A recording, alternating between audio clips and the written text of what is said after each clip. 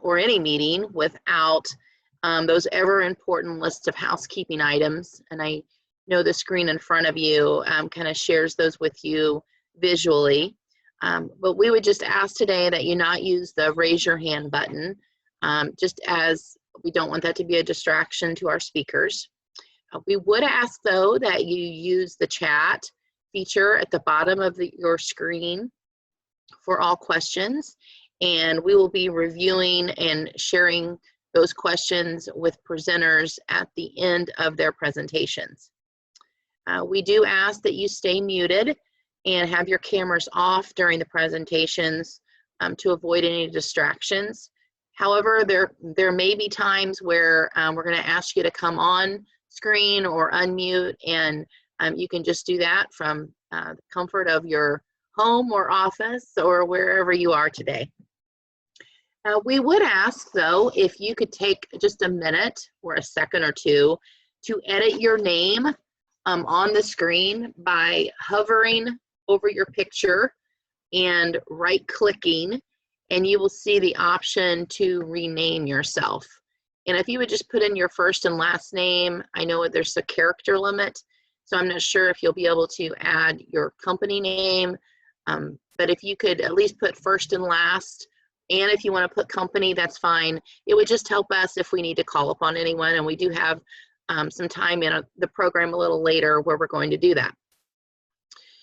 We do have 2 15-minute breaks today, so that's a time to get up, stretch, use the facilities, and we hope that you were able to take advantage of the networking beforehand.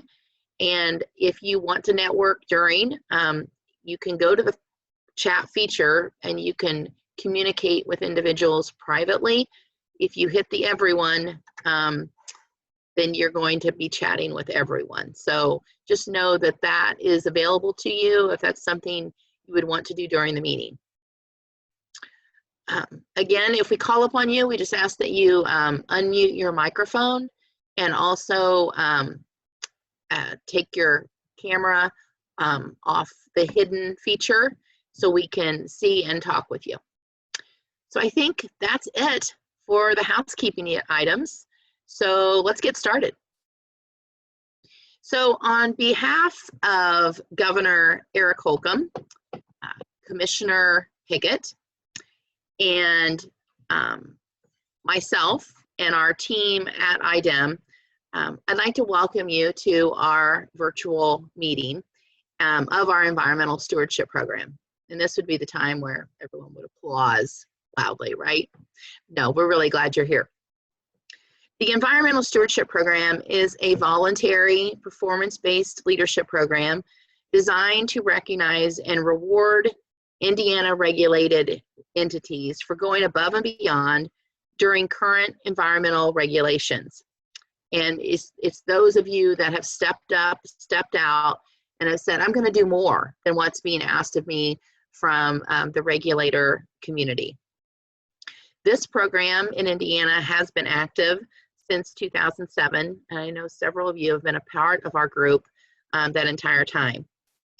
We currently have 55 businesses that are members of the Environmental Stewardship Program, and in 2019 and 2020, through the years 2019 and 2020, and in this unprecedented year, the word that's used over and over and overused, right, unprecedented, we were able to welcome 2 new members, of which you're going to hear from in just a few moments.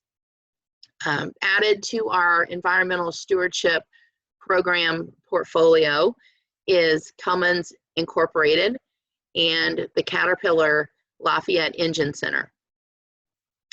So just to tell you just a snippet of each of those organizations, and then I'm going to call upon their spokespersons that are with us today to come on screen and join us.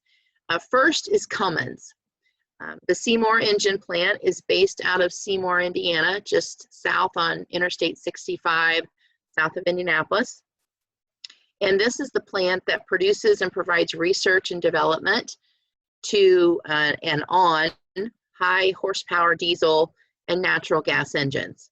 And so today with us, we have Tyler Hudson, who is their ESP environmental representative. We also are excited that we have Caterpillar Lafayette Engine Center, who are being inducted as well. This particular facility is based out of Lafayette, Indiana, and they manufacture the 3500 and 3600 series diesel and natural gas engines. And Justin Kohler is their ESP environmental representative today. So I would love at this time to have both Cummins and Caterpillar say a few words about their processes, share why they chose to become ESP members, and what environmental initiatives or improvements they're pursuing in their operations. So we'll go one by one, and we'll start with Tyler. So Tyler, if you could come on screen, unmute your microphone, and take your camera so we can see your face, hopefully, or wherever you're located, and we'll have you start. Tyler.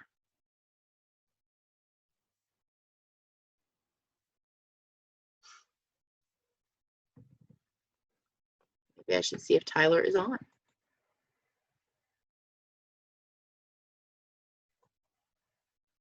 I don't see Tyler. Let's move to Justin with Caterpillar. I know I was in a breakout session with him earlier, so I know he's prepared to share some background. So Justin, we'll let you turn your camera on and share information. So thanks for being here today. All right, can you hear me all right? We can. All right, well, I appreciate you letting me share a couple of things today. So like Julia said, we manufacture the 3500, 3600 engines. We have a C175 and a couple of smaller engines. We support data centers, things like that, electric power, a lot of backup power, and a lot of different industries with the engines that we make. So we have a really robust environmental program. One of the things that I love the most about Caterpillar Lafayette is that you have a culture that really wants to do the right thing in all cases. So we have all processes in place to make sure that we're doing the right things with our waste, that we're minimizing, the emissions that we put out of our facility. And anytime there can be some sort of improvement or, anything we can do to be a little bit more green and do the right thing, we make sure we do that. And I'd have to really give it to our upper management and our leadership that it takes real buy-in, as you can imagine, when you do capital projects and things like that, that might not necessarily be directed, directly towards production, but it takes money to do the right things, even if it, doesn't really affect those types of activities. So, and what we found out is, the more environmental friendly activities you do, it does affect your bottom line in a very positive way, and that's something I've seen over and over in the past few years. So some of the environmental initiatives that we've had, and just the past couple years, we just recently put in our own solvent still. So we still use some solvents in our painting processes. And last year, I believe we sent out about 120,000 pounds of solvent to be reclaimed, reclaimed for us. And what we've done now is installed this solvent still to take all that solvent off the road, and we're actually reclaiming it at our own facility now. So we're really excited about that.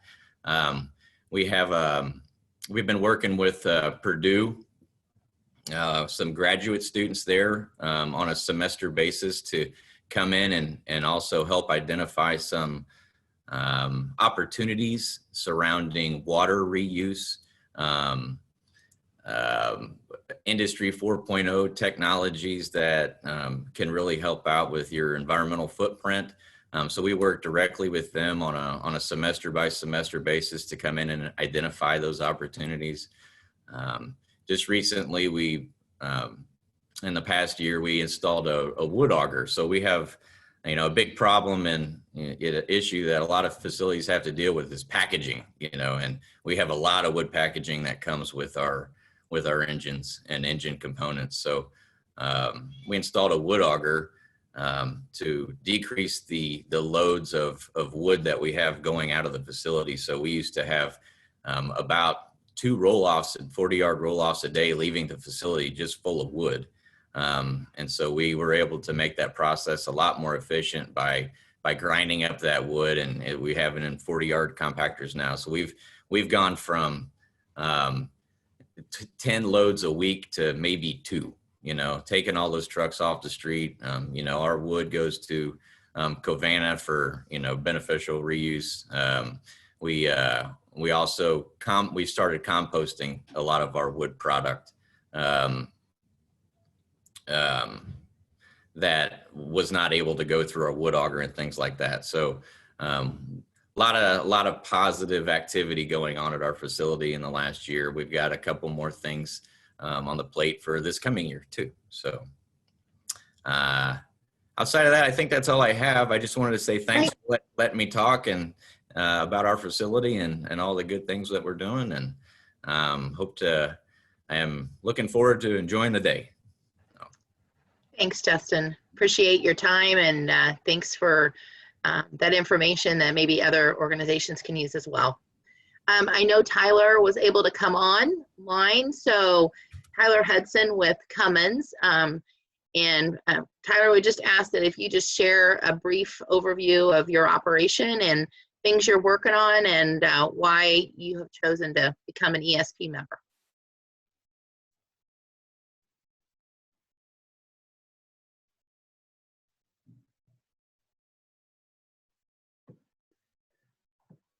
Tyler, are you there?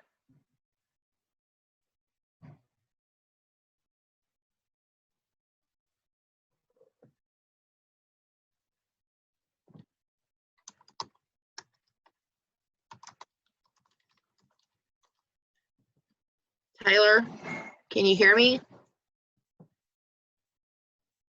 Okay. Justin, okay. We're just going to move on, and if we have time in the program, we will come back and hear from Tyler. But again, we want to congratulate both Cummins and Caterpillar for taking it upon themselves to become ESP members. So as all of you, Tyler said he's having technical difficulties. Okay. Okay. Well, we'll maybe figure out a time later in the program. So thank you. Mm-hmm. So as you all know, every year, the ESP members send in their annual performance reports, and those APRs really help us identify and are able to report out on the kinds of pollution prevention reduction projects that are happening. And the slide that you have in front of you really showcases those 2019 ESP member environmental achievements. And it's because of your proactive steps that you have taken back in your businesses and facilities across Indiana that are helping to drive those environmental improvements across our state.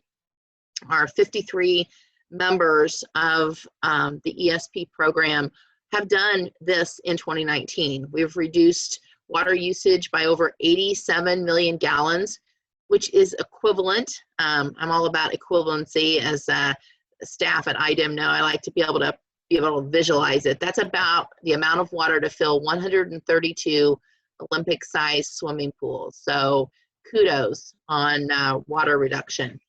Also, when we look at the reduction of solid waste that's been processed and moved out, is almost 8 million pounds, or about the equivalent weight of 655 adult African elephants. So kudos, keep up the great work. Also, we've saved, you have saved enough electricity and natural gas power to power 4,666 Indiana homes every year. Our members, you have increased your recycling by almost 2 million pounds, equivalent to the weight of 335 full-sized passenger trucks. So that's pretty incredible when you stop back and you would visualize that many trucks and the amount of waste that we have saved through recycling. And as we think about public health issues, right? We have reduced greenhouse gas emissions by 2,515 metric tons, which is equivalent to 543 passenger vehicles that we have taken off the road. So really, the work that you have done is yeoman, and it does not go unnoticed. And we certainly appreciate your outstanding efforts and commitment to pollution prevention efforts in Indiana, which have helped us achieve these kinds of numbers. So as we move forward, it is my pleasure now to introduce to you a colleague, Angela Taylor. Angela is our IDEM Compliance and Technical Assistance Program, or CTAP, as many of you know it. She is our small business liaison and our regulatory coordinator. She is our go-to on monitoring and staying updated with IDEM's regulatory updates. And we heard from many of you as we were putting together today's program about what you would like to hear. And we heard loud and clear that this is the kind of update that you would like. So without further delay, I would just ask that you help me welcome Angela Taylor to our virtual meeting. And she will share with you some updates, and then we'll have questions and answer time afterwards. So Angela, take it away.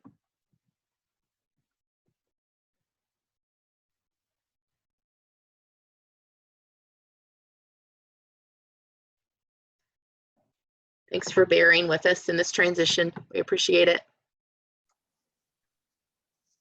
Can you hear me and see me? I think we're good, Angela. Excellent. Well, I am so happy to be here with all of you, and so proud of everything that you have done and to be a part of it. And I really enjoyed talking with everyone this morning. Let me share my screen here.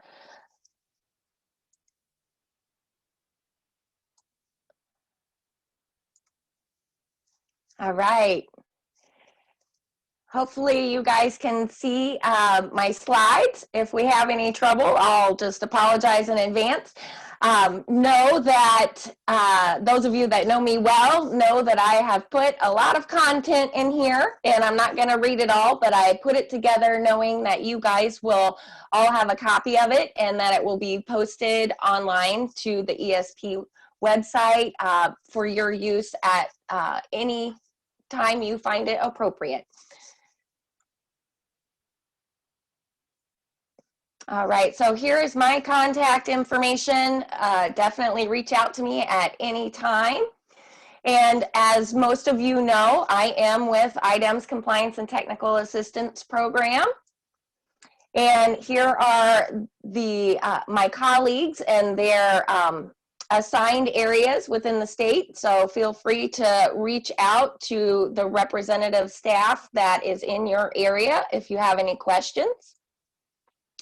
And I'm going to start today with what's been going on at IDEM. So we're all feeling the COVID-19 effects, but we have remained extremely productive. Staff have predominantly been working remotely, but that has not compromised our efforts to protect human health and the environment. We have not relaxed any policies, nor has the agency issued any broad-based waivers from meeting regulatory requirements.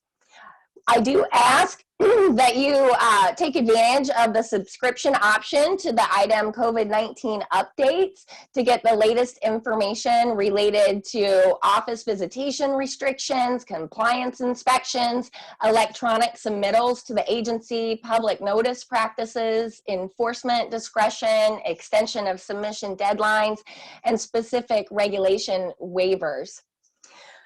We have had a lot of staffing changes, and I only listed a few of our higher level positions where staff has retired or bid us farewell. Keith Bogus, the Office of Air Quality Assistant Commissioner, has retired, and IDEM is currently interviewing for his position. Bruce Ortle of the Office of Land Quality Remediation Branch Chief, he is retiring.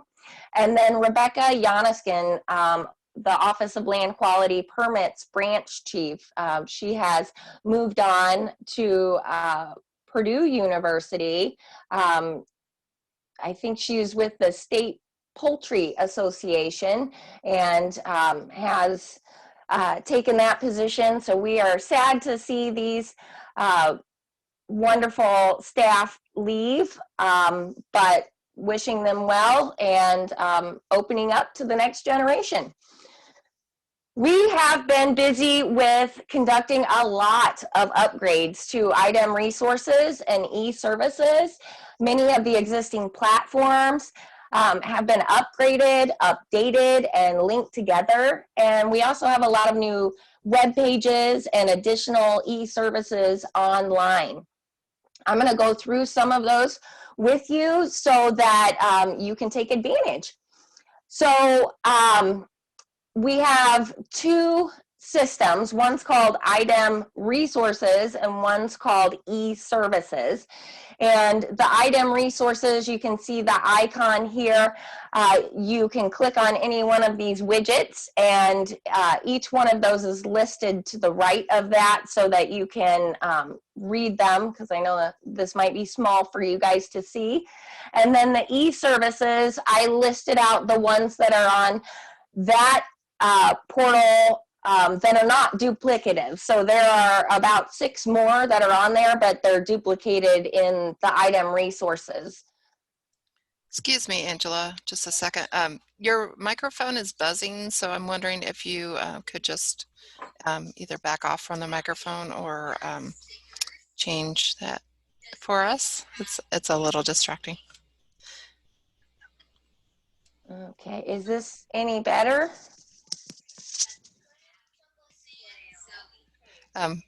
I can't tell if you're not speaking, so it was okay. Please just alert me again if it continues. It is continuing, so maybe take those headphones. Thank you. Sorry to interrupt. Can you hear me now? Sounds great. Excellent. All right. Apologies, it's my first presentation with the headphones, so I'm used to projecting my voice, and apparently that's not going to work with those headphones. All right, so the one I'm most excited to share with you today is that IDEM has launched a new Compliance and Technical Assistance Program online portal, and it is through Access Indiana.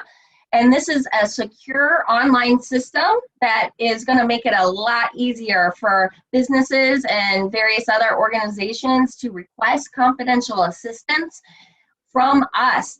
You can create a secure account and submit confidential requests directly. And you can request site assessments. You can communicate with us and track all of your interactions with CTAP staff, regardless of which one of us you're working with. And you can invite collaborators within your company or your designated consultants or attorneys, whomever you want to grant access to view the CTAP request and recommendations. And you can do that as a per request basis. So if you're working with an external party just on one topic, if you grant them access, it doesn't just automatically grant them access to everything. It's inquiry specific. And then you can provide feedback to CTAP staff through a couple surveys that are automatically generated so that we can continue to improve how we serve you. We're very, very excited about this, and Jennifer Collins, who was just on, has worked diligently and just gone above and beyond working on creating this portal.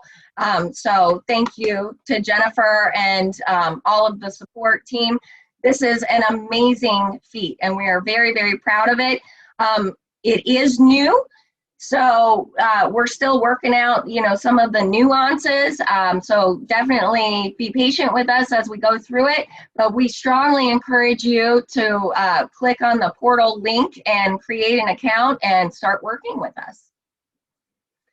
So Access Indiana, you can see here, there are several available services, and this is one of the governor's initiatives, is to help the state become more accessible and linking things to streamline the work that you have to do to connect with any one of us. So you can see there's lots of different available services here, and it's growing every week. I'm seeing something new.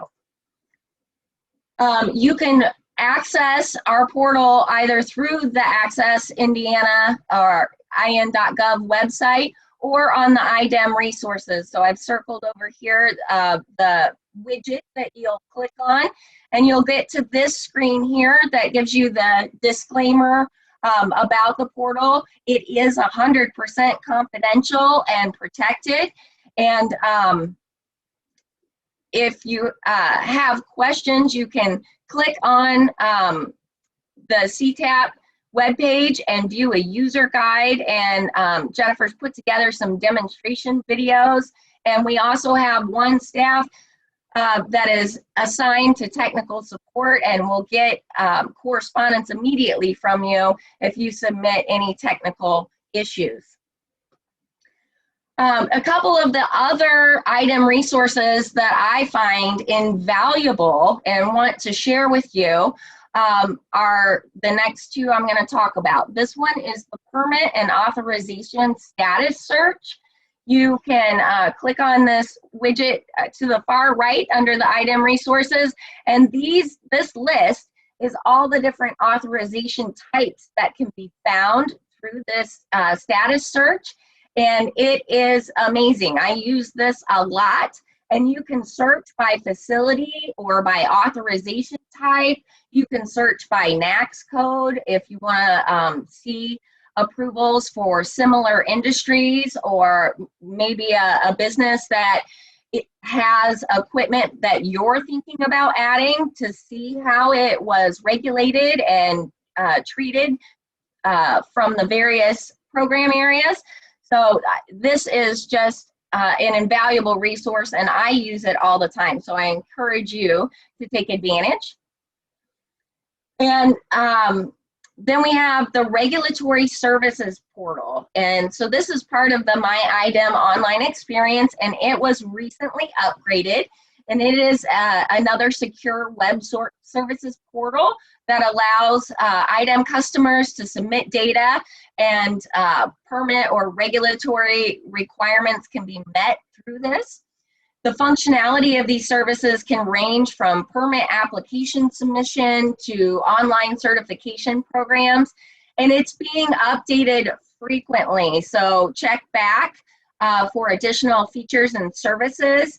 Right now, there are 2 services available, but like I said, they're being added to on a regular basis. But the 2 that are available are the industrial stormwater discharges. And so this is Rule 6 for stormwater, and this does require creating an Indiana electronic subscribers agreement in order to use that. And then the underground storage tank operator training, and that doesn't require one of those agreements, but both have been upgraded for functionality. In our item e-services, we have a new asbestos license renewal web tutorial, and it's a video training series, and asbestos licensed contractors or individuals can use this service to get their renewal license online. So you can see a couple of the screenshots there, and that is amazing. I've heard it's really easy to use. We have the DieselWise Indiana portal, which is designed to provide available funding information and electronic submittal of applications, fleet inventories, and reimbursement requests. And I'm going to talk about this program a little bit more later, but this has also been upgraded. And then we have our leads. This provides access to near real-time data from Indiana's continuous air monitoring network and semi-annual non-continuous monitoring data. Approximately 90% of Indiana's air monitoring network is now available via this system, and you can see on the screenshot here where those monitors are located, and you can click on any one of them and get nearly real-time data and assess the air quality in your area around your business or your home. We have the Net DMR, which many of you are probably familiar with. I just wanted to highlight that if anyone is new to that program, getting an NPDES permit, this is what you use to electronically sign and submit your discharge monitoring reports. And then we have the item the regulatory e-portal, and this is permitting, compliance management, and public data search tool for the item Stormwater Construction Activity Program, Rule 5. And you can use this system to apply for permits, manage your permits, pay your fees, apply for renewals, and submit any required reports. And it has an excellent site map associated with it, so you can literally see anyone who is currently holding a Rule 5 permit, see where they're operating. We also have 2 new web pages that are very exciting. They are spill response web pages. Our ERS team has put together one page that helps you select a spill contractor, and you can see some of the options on the left here that you'll find on that page is guidance on how to select a spill contractor, what you need to do, what kind of questions you need to ask them for your pre-planning, and a bunch of additional resources to assist with the identification of other reporting obligations that you may have if you experience a spill or release. And then they've also created a spill contractor map, which you can see over to the right of the screen. And it is brand new, so it's going to grow as far as the contractors that are listed. Contractors can sign up, and this map is going to show contractors who have indicated that they maintain 24-hour spill response capabilities and that they use in-house personnel and equipment to respond to emergency spills within Indiana. So this is absolutely an excellent tool for your prevention plans, and very excited about this. And on the topic of spills, prevention, preparedness, and waste disposal, my colleague Tracy Barnes worked with the ERS on-scene coordinators to put together a mini E101 training event on November 19th. And they had approximately a 2-hour Zoom webinar, and the ERS staff covered spill response planning, notifications, and reporting, and then contractor selection. And then Tracy discussed spill waste management and went over solid and hazardous waste determinations, and then proper disposal measures for various spill-related wastes. Then they sat together for a joint Q&A session, and this was recorded, and it will be posted to our E101 page on the CTAP site very soon, probably by next week. One of the best opportunities that is out right now, a P2 opportunity that I'm sure many of you are aware of, is the waste audit. It's an excellent opportunity. It's a partnership from the EPA, IDEM, and Purdue University, where 15 Indiana manufacturers can receive the waste stream mapping assessments conducted by the Purdue MEP at a significantly reduced cost. Participating facilities can also receive an additional 40 hours of follow-up technical assistance through Purdue's Faculty Assistance Program, and participating facilities can then apply for seed grant money from IDEM for project implementation. I'm not going to read all of these, but I've listed out the eligibility, the services that are going to be offered, what the cost is as far as matching funds, and then information about the technical assistance and the seed grants that are available. And if you are interested in this, you can apply online. And if you have any questions, you can contact Kelly Weger. And I believe we have 9 spots left. 6 businesses have already signed up and been approved. So hurry up and get involved if you are interested. This is an excellent opportunity. I've put this slide together to give you kind of a one-stop shop for resources for rule, policy, and notices through IDEM. So I'm not going to read all of these, but I put them together so that you can take this slide and click on any one of these links and get the crucial information that you might be seeking. The Environmental Rules Board has been hosting meetings online, and if you are interested in participating in a public meeting, public hearing, or just observing one of the Environmental Rules Board meetings, you can click on this Zoom link, and this is all the information you need to connect, and it is happening through Zoom.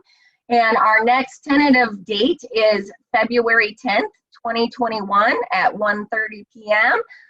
So definitely take advantage of that.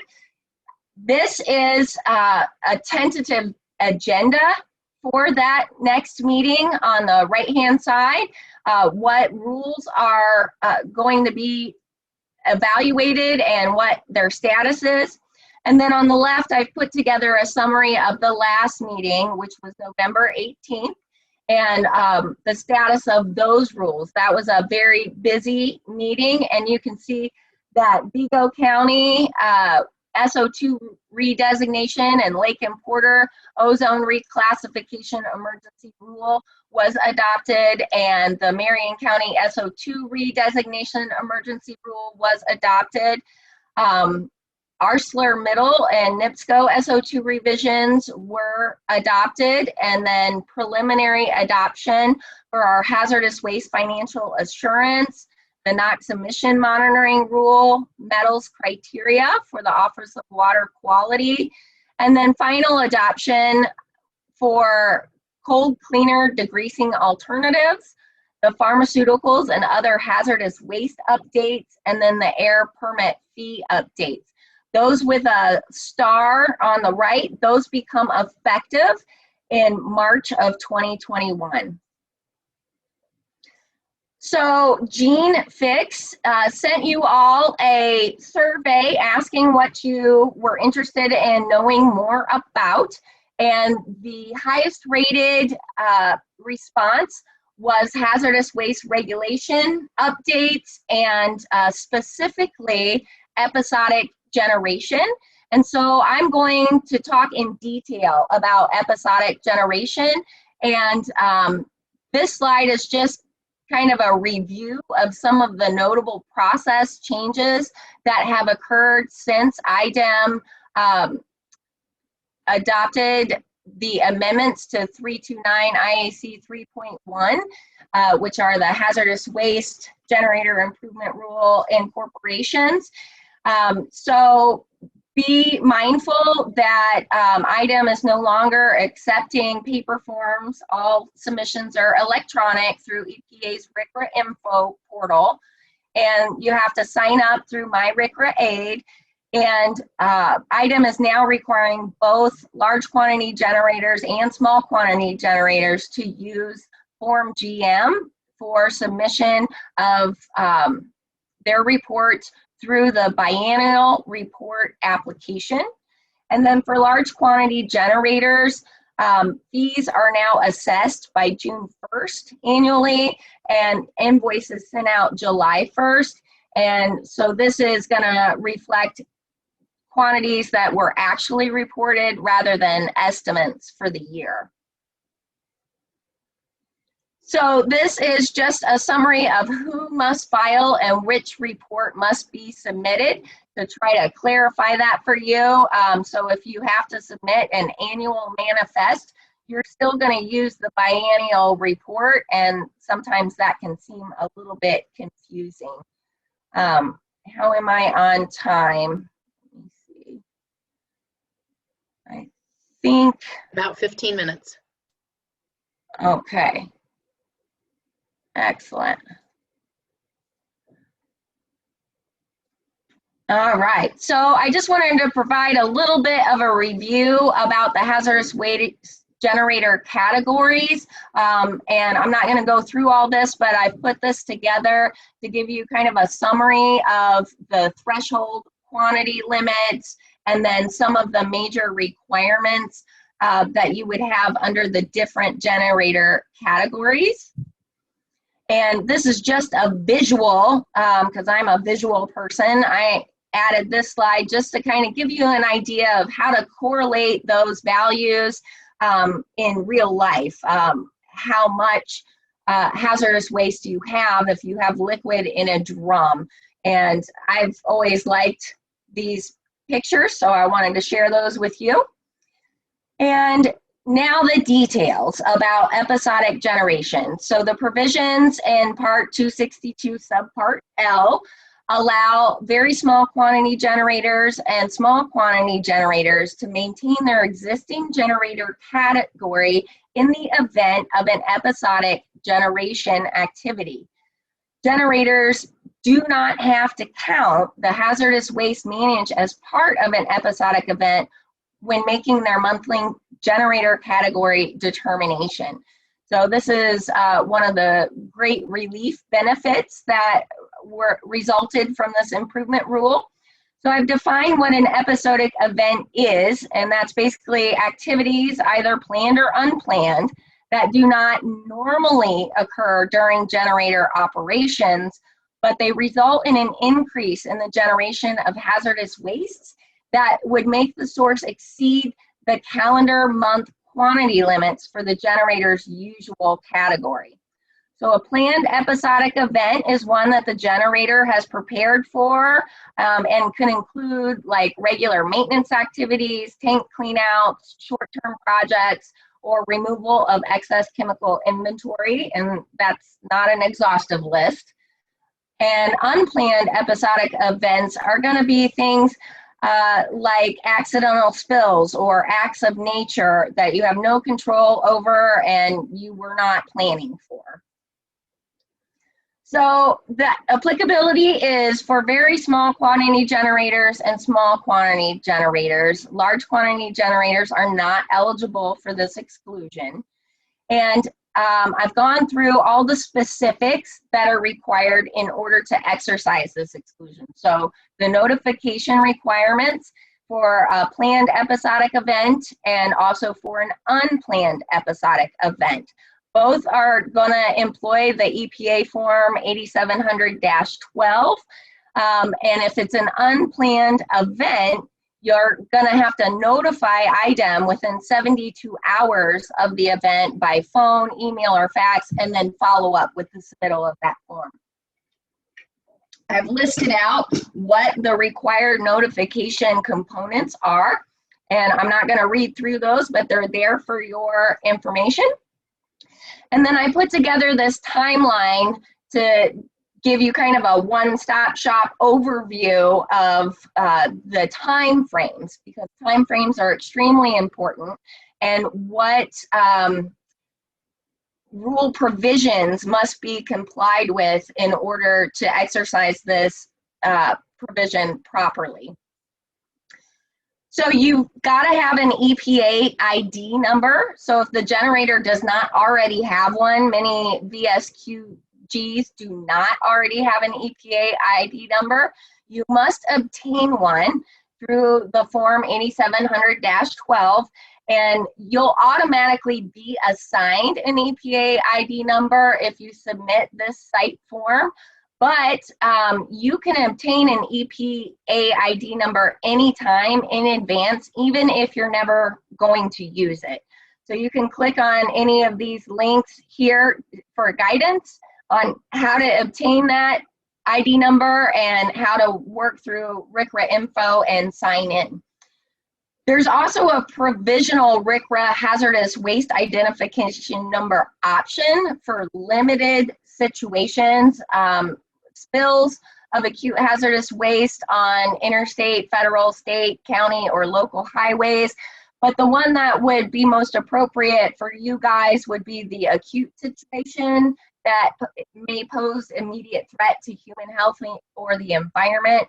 And the information on how to obtain that number is listed below. You can click on this link, and then if necessary, contact Matthew Peterschmidt of the Office of Land Quality directly.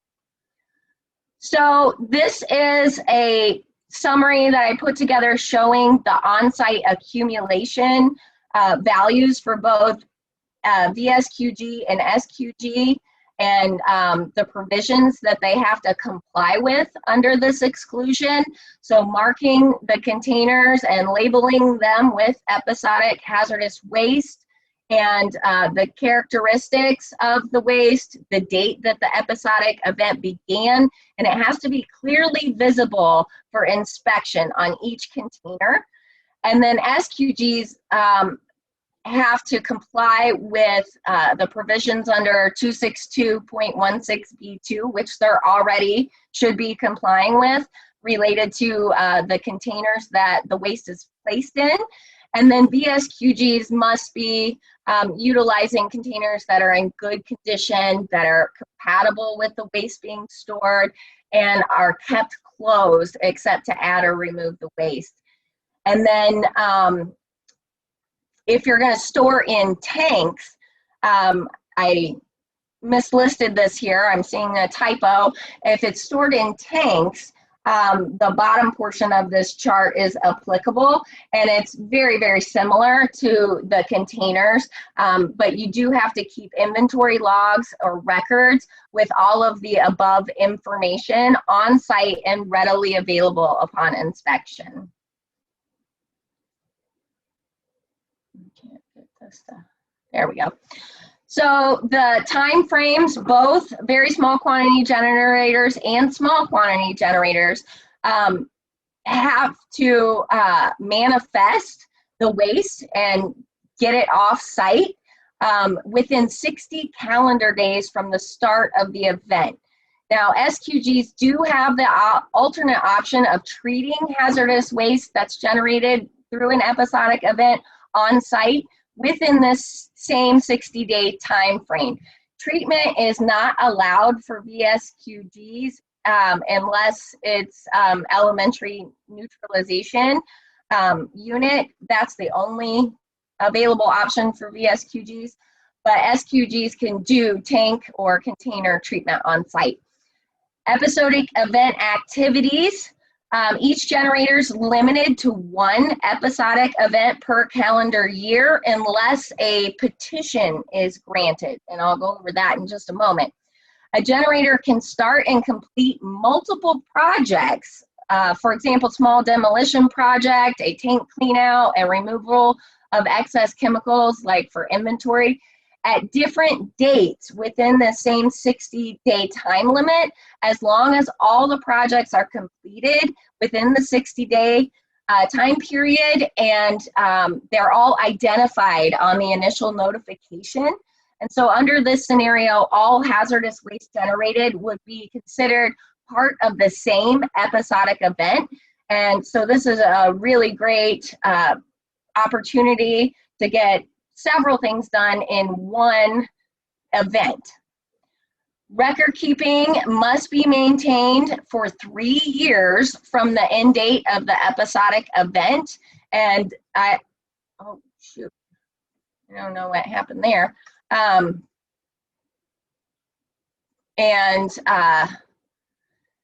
It has to be made readily available upon inspection, and I've listed out everything that needs to be kept within those records. A note, basically, if you keep a copy of the notification form and the hazardous waste manifest, that's going to cover most of the required elements. So if you need to petition for a second episodic event, you can do so.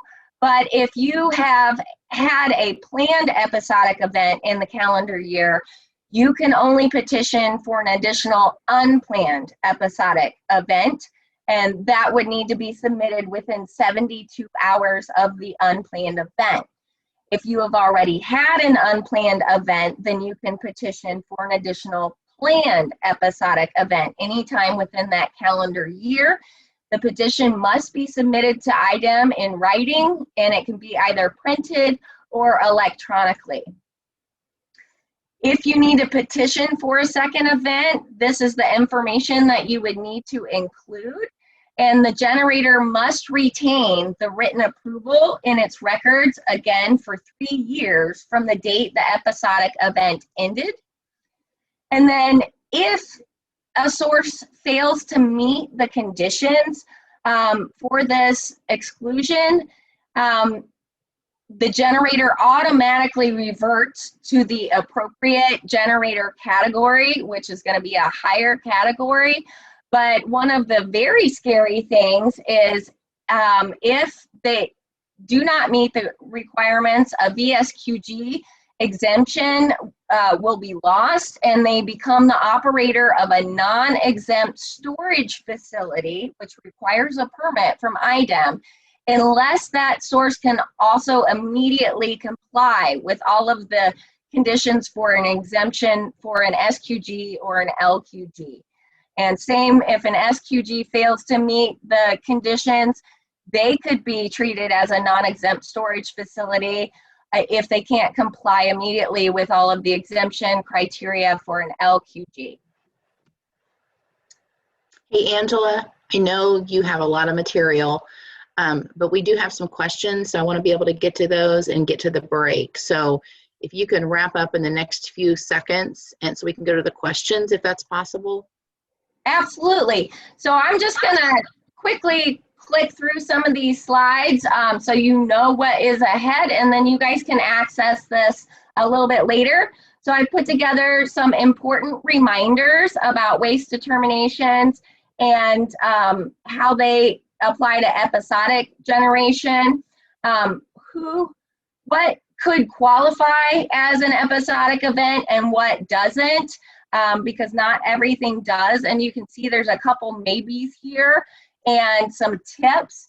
I did want to mention that currently Office of Land Quality inspections of generators that have been utilizing episodic events have resulted in a high rate of non-compliance, mostly due to event ineligibility or generators not meeting the specified timeframes. So I've put together some tips of what you can do to avoid that and some advice from CTAP staff.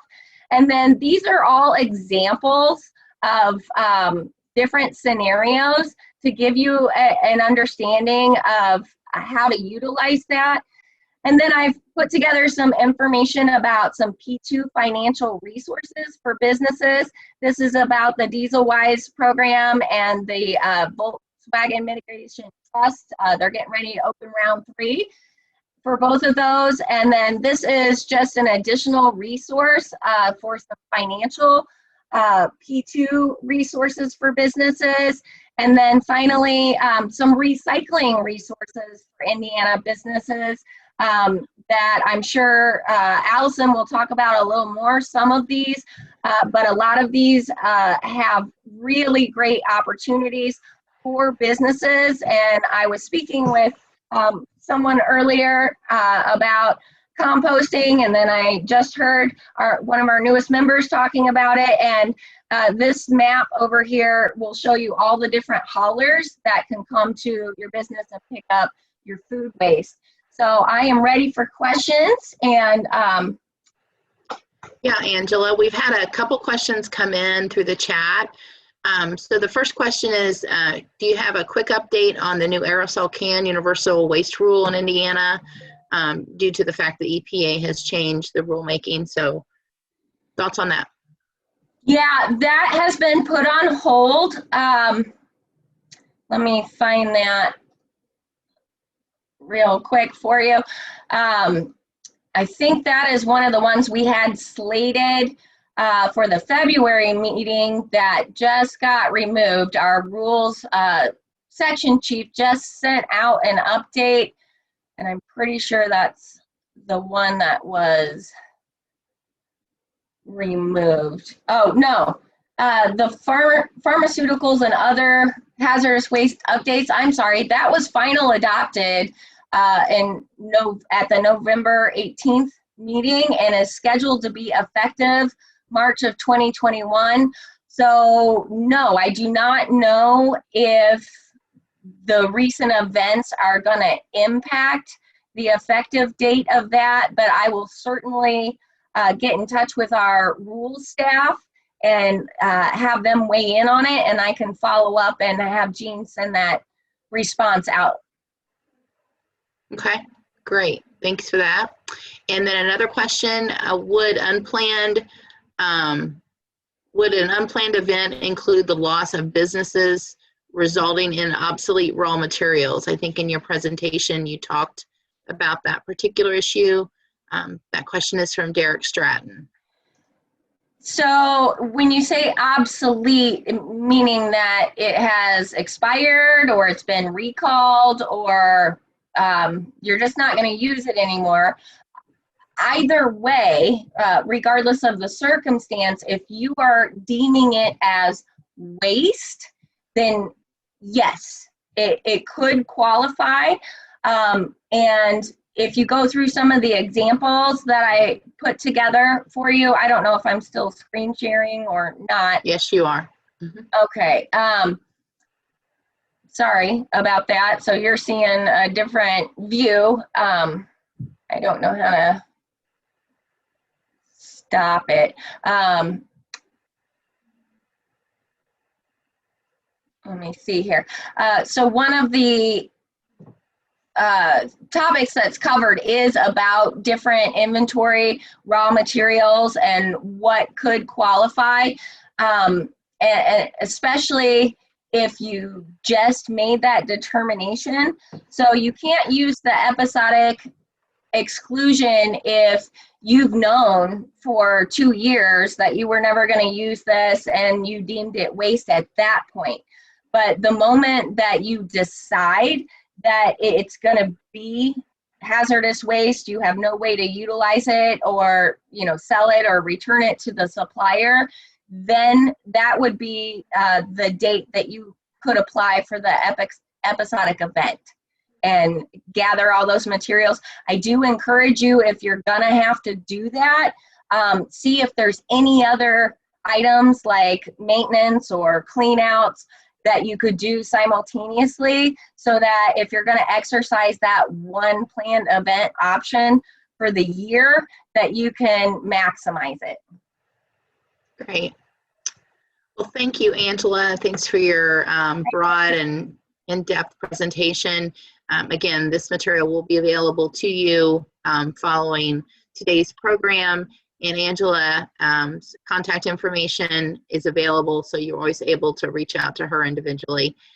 We're going to move to a break, and It probably may be a 13-minute break, trying just to stay on task and online. And we're really excited that as you come back, you're going to hear from our IDEM Commissioner, Bruno Piggott. So get up, stretch, and we will see you back here at 10:15. Thanks.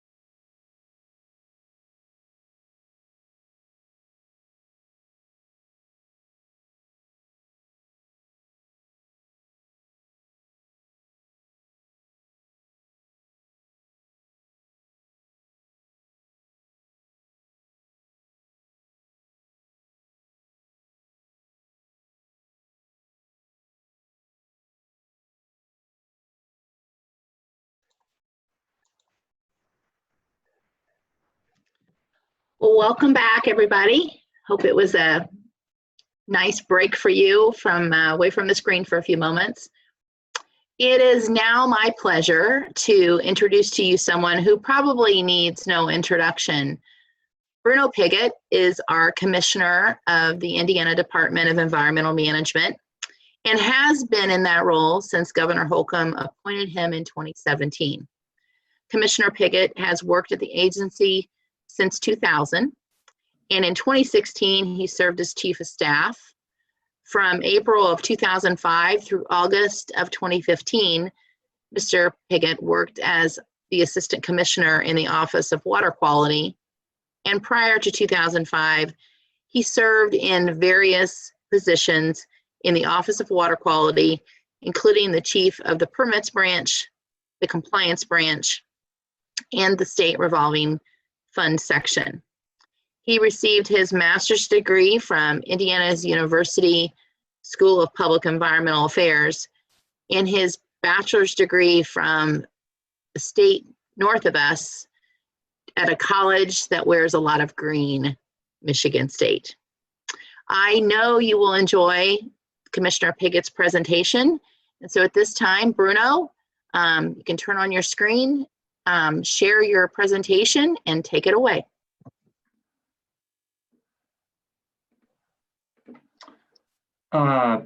Julia, I can't share my video. It says, oh, there it is. Okay, great.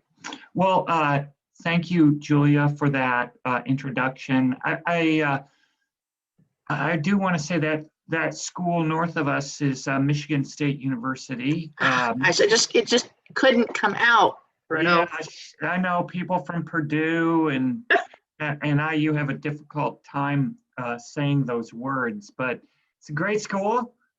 Michigan State, for those basketball fans out there, played Duke just the other night and soundly beat them.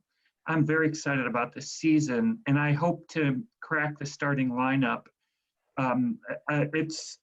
It's amazing that I'm able to make it to this presentation today because I'm supposed to be at practice with Coach Izzo, but he gave me a pass and said, you know what, ESP is a super important.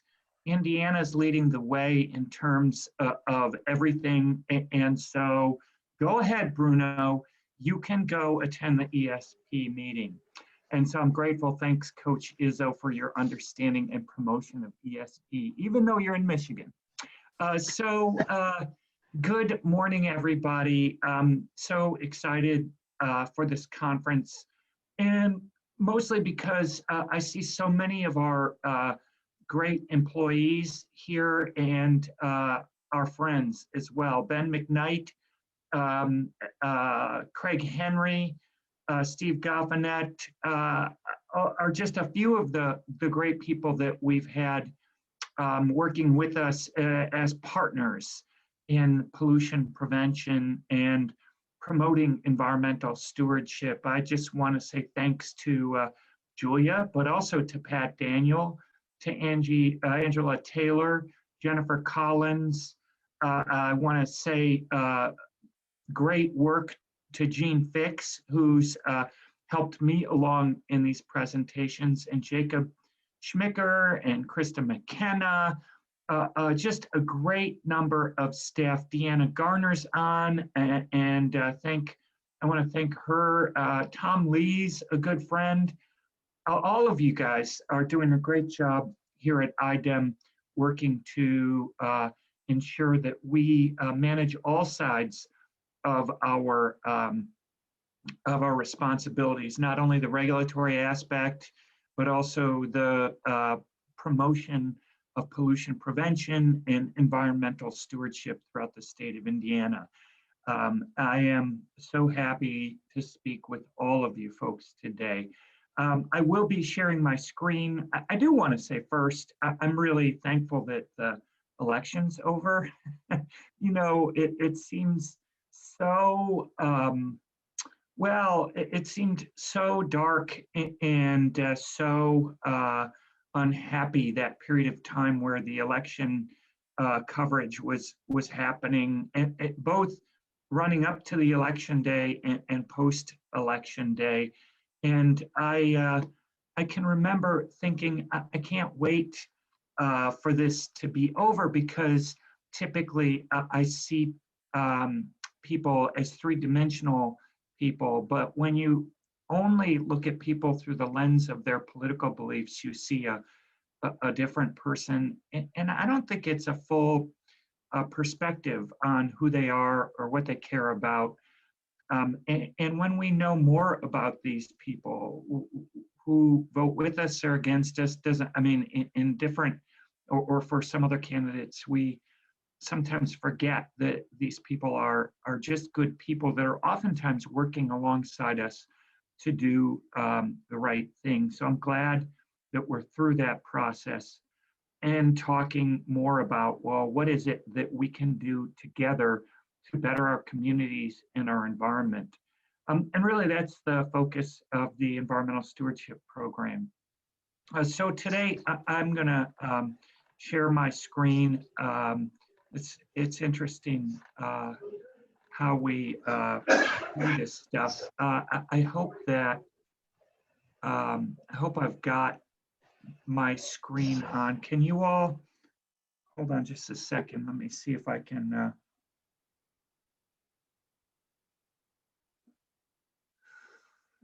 I'm going to get this started. There we go. Can you all see that screen? Yes. Okay, good. And You just maybe want to put it in presentation mode. I will indeed. Okay. I just wanted to start there because it's useful to know that it's working. Okay, so today I'm going to talk about how public policy, regulation, and, important this group, incentives propel environmental progress. I think it's important to take a look at all three of these things to understand how we make improvements to the environment, and the place that the Environmental Stewardship Program is in all of these three different areas. You know, the framework for environmental improvements was established really when the modern environmental policy movement began in the 1960s and into the 1970s. 1960s, especially in 1969, the National Environmental Policy Act was passed. And in the 70s, a great deal of progress was made. And here's what's interesting to me. You all know that the regulations and laws that were passed were actually passed under Republican administrations, and under specifically the administration of Richard Nixon. We can argue about how supportive the Nixon administration was or not, but there seemed to be agreement, both with Democrats and Republicans, that we needed to do something to improve our environment.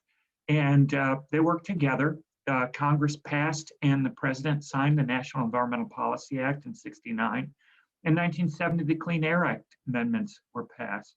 In 1972, the Clean Water Act was passed. And in 1976, the Resource Conservation and Recovery Act was passed. In 1980, the Comprehensive Environmental Response Compensation and Liability Act was passed. All of these were bipartisan initiatives. And this is where I'm just so relieved that we're through this particularly divisive election. Because if you look at these laws that were passed, you recognize that it wasn't one party or one effort by a particular side that ensured that these laws were put in place, but it was Republicans and Democrats. And on a day in, day out basis, most of the work that we do, whether we're at a state agency, whether we're at a private business or a municipality, is framed by these acts, these laws, and that it doesn't matter whether the folks who are implementing these laws are Republicans or Democrats. We're all working to ensure that we follow through on the framework for environmental improvements that was established in the 60s and the 70s. And that's important to me. It shows that the modern environmental movement is a movement that's a partnership. And that partnership is not just environmental agencies. It's not just environmental agencies working with municipalities or working with businesses, but everyone. And I find that the most progress we make is when we're all pulling in the same direction. The environmental improvements we make are possible because of companies that are willing not just to meet the standards that are put in place through the Clean Air Act and the Clean Water Act and RCRA or CERCLA, but when they want to go beyond those. And that's where the work of ESP comes into play. And the other thing that I note is that the work that's done to ensure that we comply with these laws that are fundamental to the progress that's being made is that oftentimes the folks that are working in the companies across the state of Indiana to meet those were former IDEM employees, Craig Henry being one of them, just as one example, and that they're oftentimes at the front lines of environmental improvement, advocating for environmental improvements within their own company. So I recognize, and I know that all of our staff recognize that to make progress, to ensure that we meet the commitments under the modern environmental policy and laws that were made, we need the partnership of our former coworkers, and that really they're our current coworkers working to make environmental improvements around the country, and especially in the companies in Indiana. So that's where the framework was established in our laws. But there's also a push and a pull that goes on in environmental laws. There are factors within the environmental laws that drive environmental improvements, and I call those the pushes. The pushes are our regulations. Our regulations ensure that anybody who has a water discharge or emits pollutants into the air must obtain a permit, and that the permit contains specific requirements. Water discharge permits, known as NPDES permits, contain conditions, and those conditions say you must meet specific limits in your permit, and they're known as technology forcing requirements. And those requirements don't say how you meet them, but require companies and municipalities to put in place technologies that meet those requirements. In addition, there are requirements to clean up contaminations. So regulations that are put in place, I call them the push. They give us a shove and move us in a specific direction to clean up. And those regulations, of course, are based on the fundamental laws in the Clean Air Act, Clean Water Act. But there's a whole nother side to our environmental policy, and that's the pull. I like to say the pull because it's like it helps pull us along to make improvements. You've got the push on the back end, ensuring that we have regulations in place that say, okay, here are the minimum requirements. But also we have a set of incentives that help pull us along to ensure that we do more, not just meet the levels that are in the Clean Air Act and Clean Water Act, but go beyond. And that's really where the Environmental Stewardship Program comes in. The Environmental Stewardship Program provides the incentives for folks to be recognized for the work they do to go beyond the minimum requirements, but it also ensures that there's not just recognition, but there's actual benefits from participating. In addition to those incentives through environmental stewardship programs, there are grants that the agencies agency makes to individuals, whether it's a watershed organization, whether it's somebody else, that helps to ensure that they meet requirements and go beyond just meeting them, especially in places where there may not be regulatory requirements. Let me talk a little bit about the push. The push in water regulations are the NPDES permits, the Safe Drinking Water Act Capacity Development Program that ensures that water systems or systems that like to become public water systems ensure that they have the technical, the managerial, and the financial capacity to actually provide safe and clean water to the citizens of the state. So in the water area, it's your NPDES permits, it's the Safe Drinking Water Act Capacity Development Program.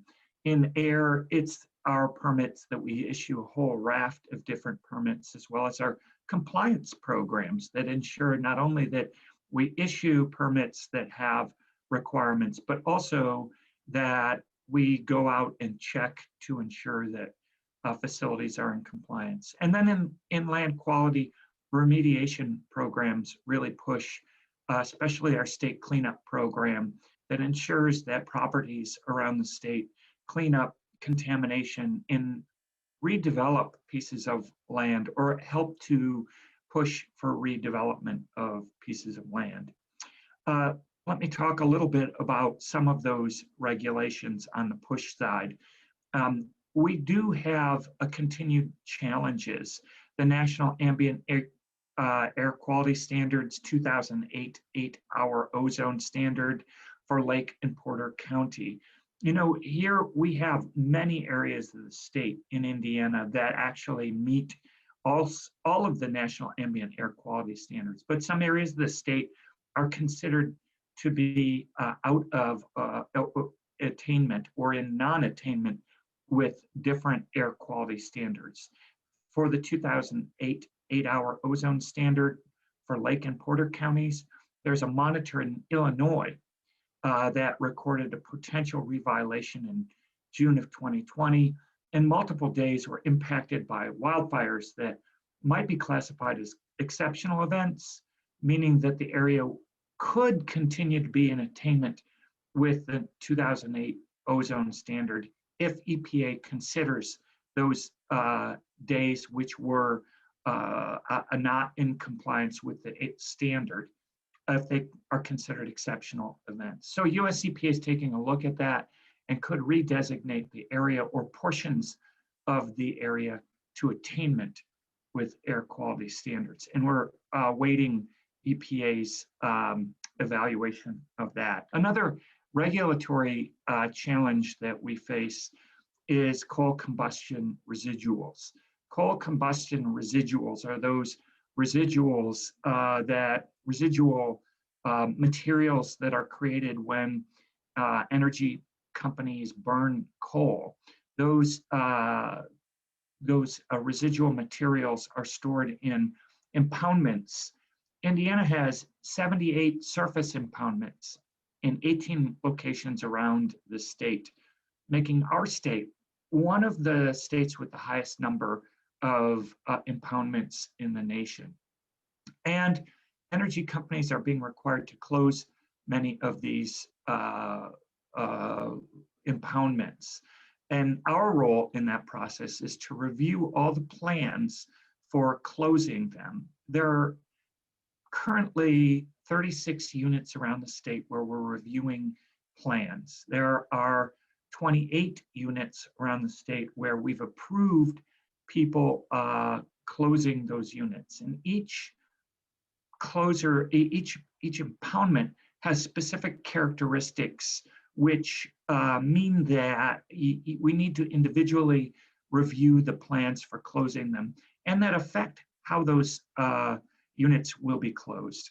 So what are the options for closing those units? One is closing those units in place. That is leaving the materials that were stored in those impoundments in their current place, but sealing off the impoundment, Here, facilities will seek to control and minimize or totally eliminate infiltration of contaminants into waters. That closure in place means sealing the impoundment and ensuring that we're monitoring to ensure that if there are releases of contaminants from those facilities, that we put in place corrective measures to ensure that any releases are stopped before they leave the facility grounds. Another option for facilities around the state is closure by removal. What does closure by removal mean? It means taking out all those residual materials, decontaminating the impoundment, and filling it with clean fill, sealing it, and then ensuring through monitoring that all groundwater standards are met. Both options require groundwater monitoring, and both closing in place and closure by removal are being pursued by energy companies around the state. This challenge is something that we are working to meet. And as I said, we've got 36 plans that we're reviewing currently. This is a big deal, and it's not only important to ensure that we close them properly, but it's also expensive to close. So there's a lot at stake in terms of ensuring that we're meeting this environmental challenge. So the regulatory push that we've seen through the Clean Water Act, the Clean Air Act, and CERCLA has had challenges. And I've just outlined two of those challenges. But it's also had some environmental outcomes. What are the environmental outcomes through the regulatory process? Well, I'm proud to report that because of these environmental regulatory pushes and requirements, that the environment is cleaner today than at any time since the inception of environmental laws. You know, there's a lot of talk out there that the command and control regulation system just didn't work, and that it's not effective, and that we have to do something different. Well, I'm here to report that actually our regulatory pushes have been very successful. And let me talk a little bit about some of those successes. In terms of water, the success can be measured on all sorts of levels. If you look at PCBs, PCB levels in fish have dramatically decreased throughout the state of Indiana. If you look at pesticides like DDT, chloridane, and dieldrin in fish, we've seen a dramatic reduction in those pesticides in fish. And those pesticides are bioaccumulative, so they go up the food chain. So it's really important that we see these reductions, and the reductions that have been put in place have been successful largely because of the regulatory structure. In addition to that, we've seen the dredging of the Grand Calumet River, and that dredging and capping and filling and repairing that river has led to the introduction of reintroduction of fish into that river. And there was a time that if you had the guts to get into a boat in the Grand Calumet River and put your hand in, you might be sorry about that you would pull out, and I've seen pictures of it, just a hand that was coated with black oil. Today, we're seeing the reintroduction of salmon into the river. In addition to that, we've had environmental disasters in the state of Indiana, including the White River fish kill that happened when a company discharged pollutants that happened to kill the wastewater treatment plant, and that led to a dramatic fish kill. The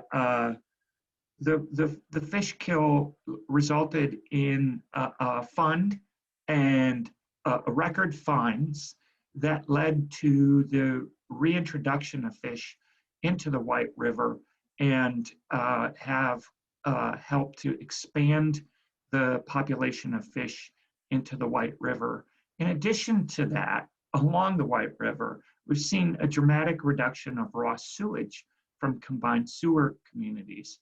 As you're probably aware, Indianapolis has been working through Citizens Energy on projects to establish deep rock tunnels under the ground that would temporarily store raw sewage that currently and in the past have been discharged directly to rivers, creeks, and streams, including the White River. So the White River has seen a dramatic improvement because of the dramatic reduction of raw sewage through the combined sewer communities and the recovery of the river after the White River fish kill.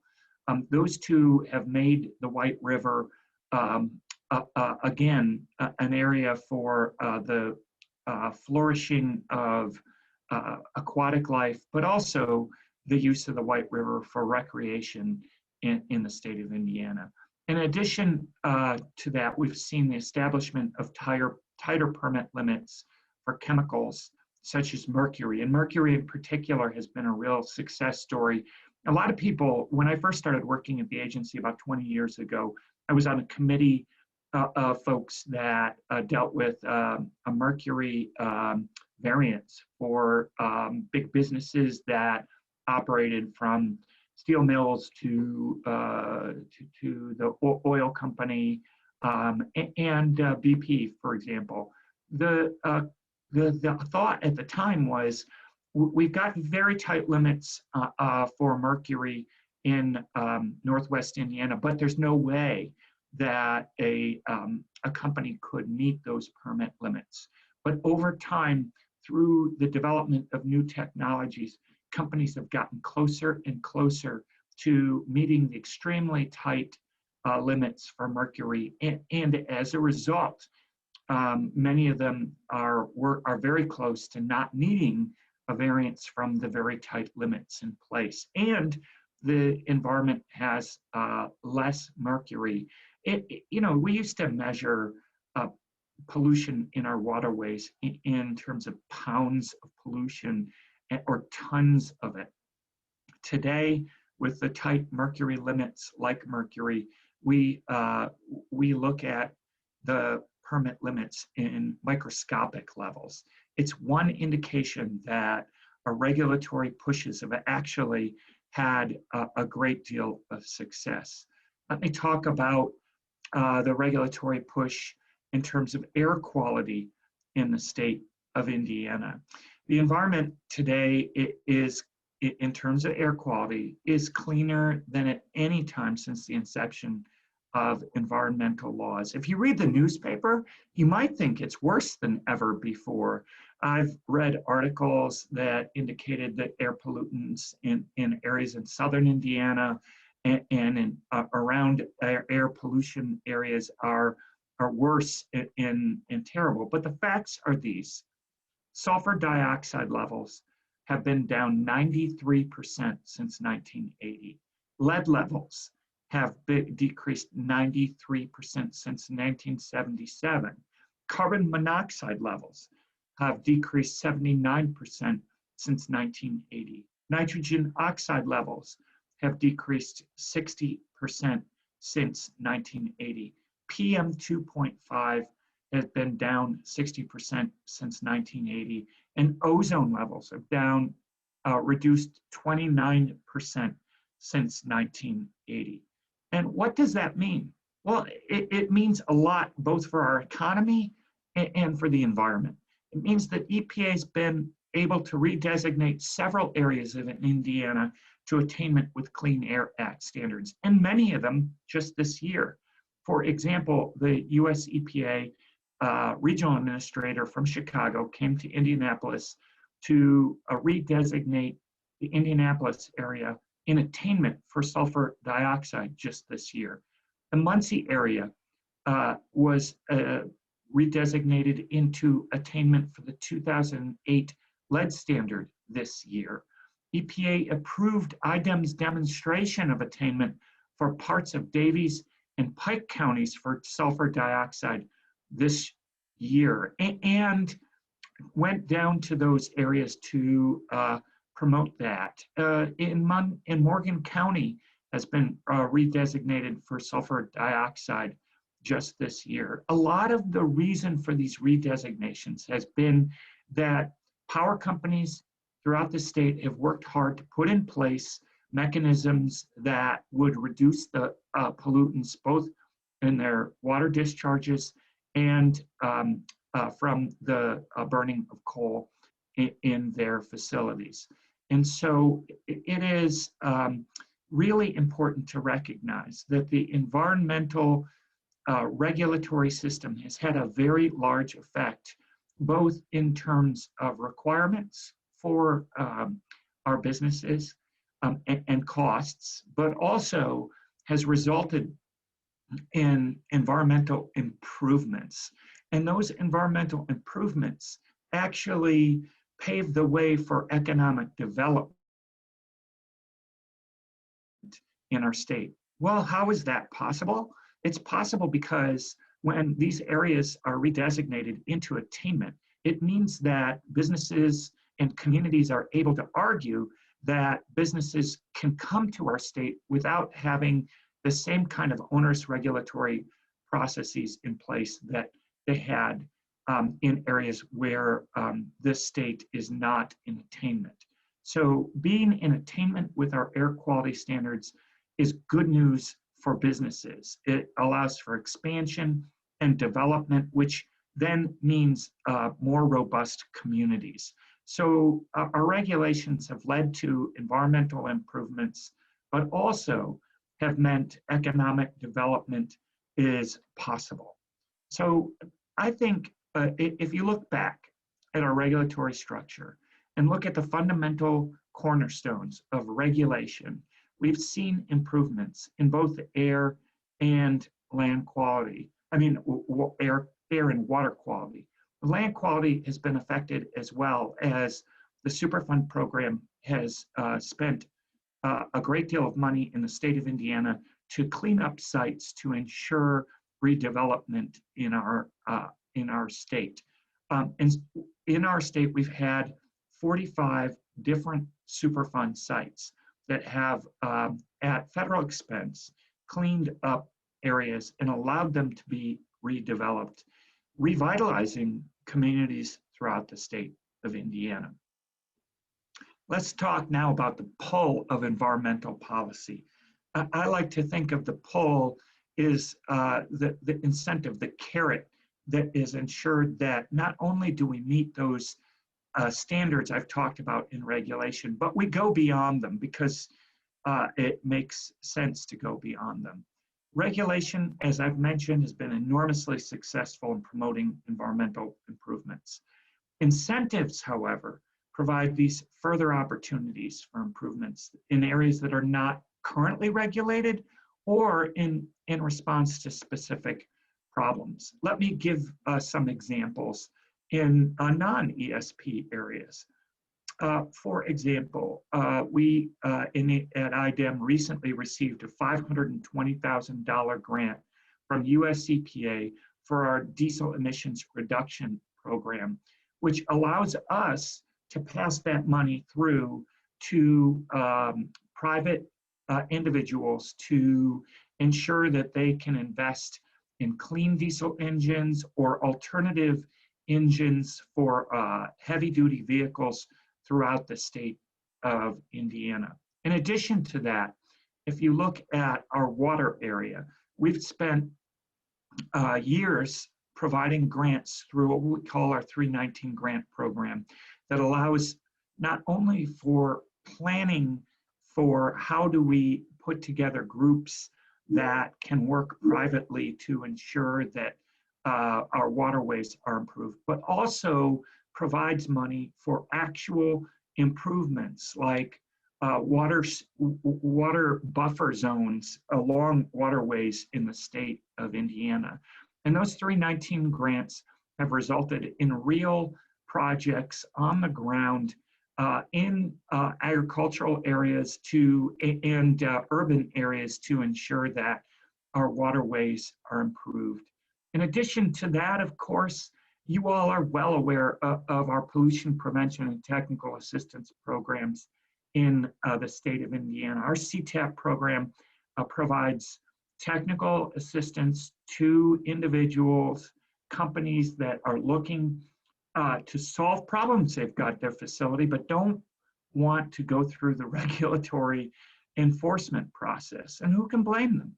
They want to figure out what's going on. We provide expertise in our CTAP program for companies to ensure that they can make improvements, but don't have to go through an onerous enforcement program. We also do a great job through our pollution prevention efforts and through our ESP programs and our Clean Cities programs and all of the environmental stewardship programs at the Department of Environmental Management. And what I'm most proud of is that all of those programs are partnerships. It's not IDEM just doing it, it's IDEM partnering with municipalities and businesses to recognize the good work that's above and beyond what they are required to do. Why? Because it's beneficial for those businesses in terms of efficiency, it helps save them money, and it provides for a cleaner environment. And so the pull in environmental policy are these incentives. I'll talk briefly about the VW mitigation settlement. VW mitigation settlement is something you may be aware of.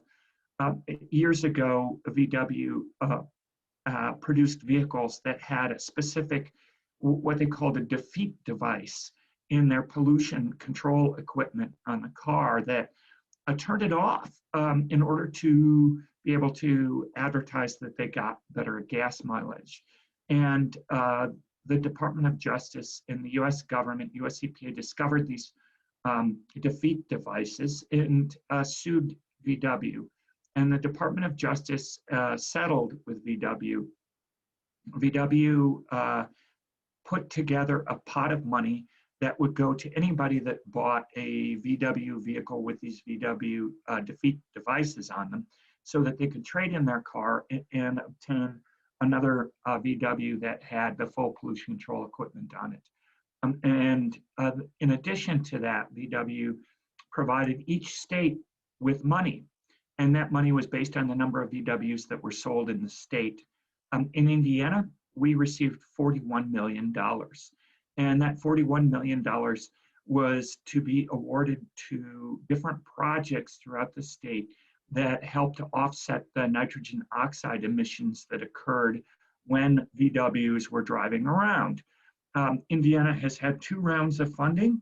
We've awarded over 15 of the $41 million to projects that will reduce nitrogen oxide emissions. And those projects included almost 200 diesel buses, trucks, and other equipment that have been working but will be replaced with clean diesel, propane, or electric power equipment. And the variety of awards has been astonishing. We've even replaced the engines on a tugboat. In addition to that, EPA recently announced, as I had mentioned earlier, a $520,000 diesel emissions reduction grant to IDEM that will only further expand the ability of the agency to award money for the purchase of NOx reducing emission vehicles in the state of Indiana. So the VW mitigation settlement is just one of this incentive programs, the pull that helps improve our environmental. The next thing that the VW program will be working on is a statewide electric vehicle charging network. We're really excited about this. There's a committee of people that make decisions regarding how this money is spent. I'm on the committee and a voting member of the committee. We've issued a request for proposals for what we call level 2 charging stations and direct current fast charging stations. Level 2 charging stations, we recently made an award to cities throughout the state for these level 2 charging stations. It takes about 120 minutes, I think actually 210 minutes to charge your electric vehicle through a level 2 charging station, which is why we placed them and awarded proposals for them throughout cities in places like shopping malls and other areas where you're likely to get out of your car and spend a couple hours shopping or doing other work, and you can charge your vehicle. And we're excited that those charging stations are going in around the state. But in addition to that, 90% of the money set aside for electric charging networks is going to fast charging stations.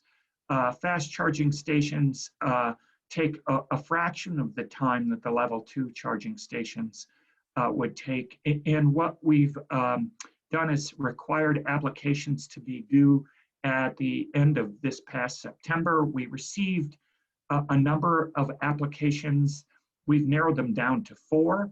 And we've seen that the applications have different levels of information. Some applications tell us exactly where these charging stations would be located. Other applications say that there's a number of charging stations, but they haven't decided where they're going to put them.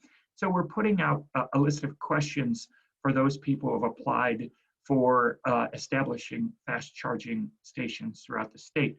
And we've asked those applications to include information and a strategy for employing them on highest traveled roads throughout the state, including our interstates, including areas where we have high travel roads like US 31 and other areas. So these 4 proposals are out there and will ensure that we get information that will allow us to make a decision for the strategically best way to place these stations throughout Indiana. And we're excited. We think it'll be a transformational project. So I've talked about both the push and the pull of environmental policy. The push is our regulatory structure. The pull is our incentive programs. Today, at this meeting, we're really focused on the pull, the environmental stewardship, the incentivizing to go beyond just the regular part of in meeting our regulatory requirements. There are advantages to both approaches, the push and the pull, the incentives and the regulations. The advantage, of course, is that both together help to ensure environmental progress and makes Indiana a more attractive place to live.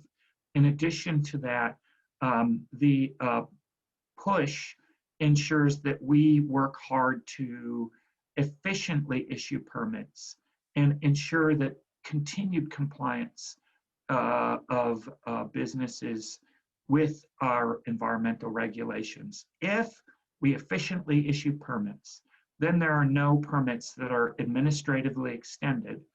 And that's important for businesses to thrive. Why? Because if you have an administratively extended permit, you cannot expand your facility.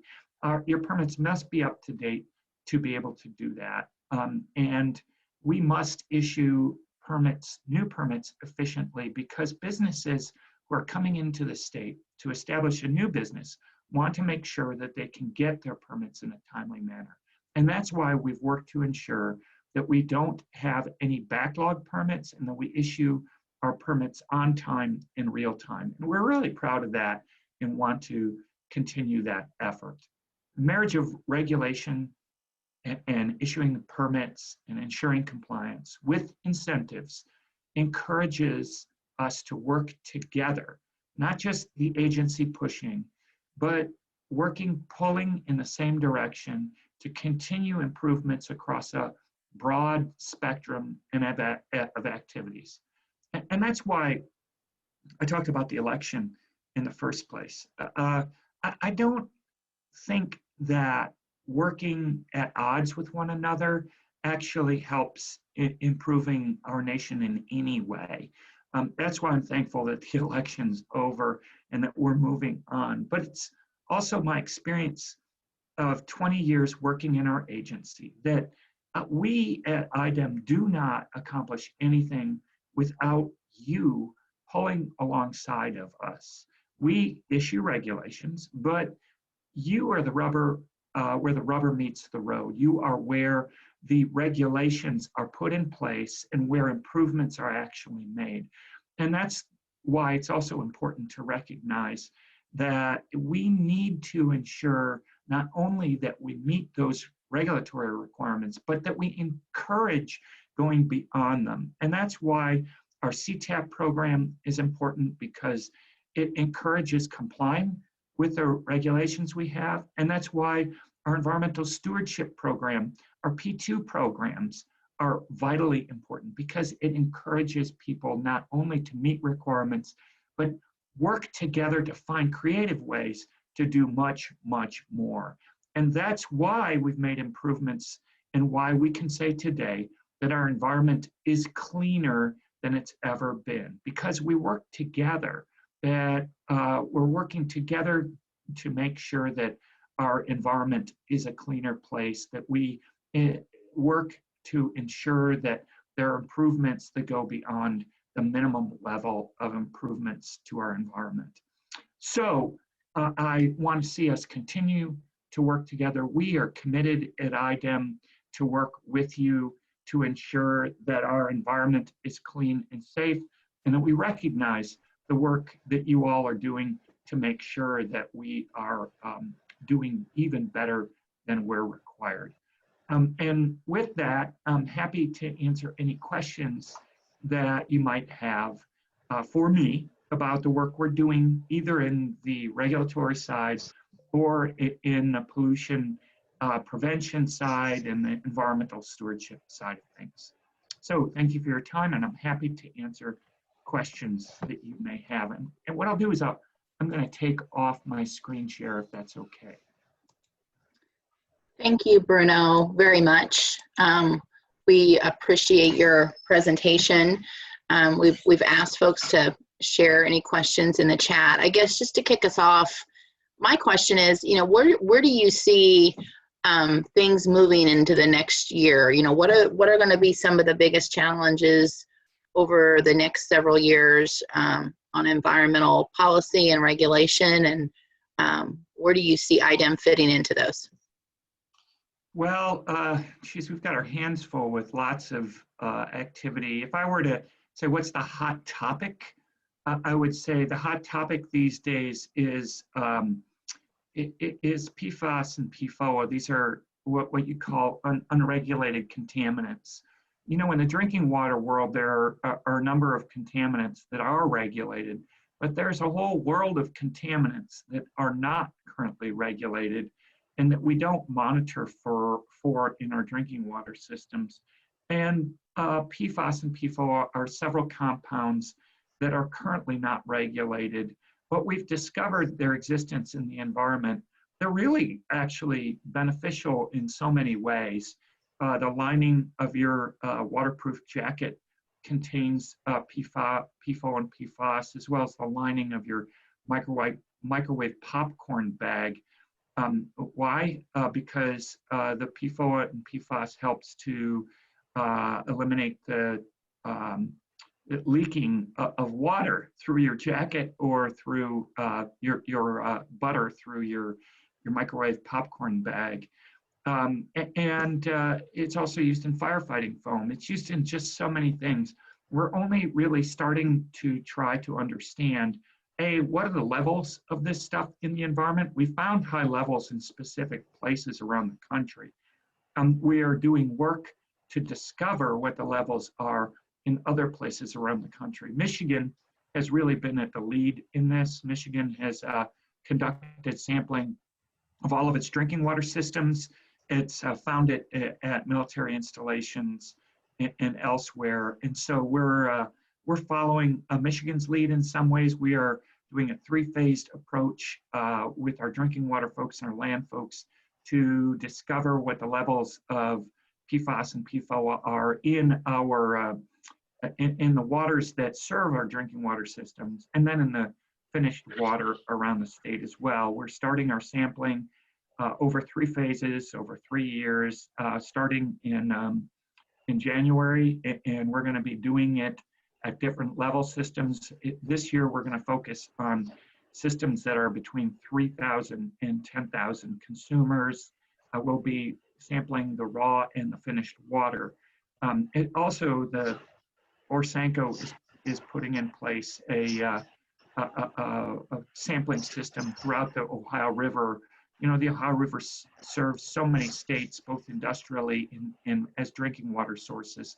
And so we're seeking to understand what the levels of PFOA and PFOS are in the ambient water quality in those places. So emerging contaminants is always an issue we're dealing with. PFOA and PFOS have jumped to the top of the list of these areas. We're going to continue to work with our CSO communities around the state to ensure that they're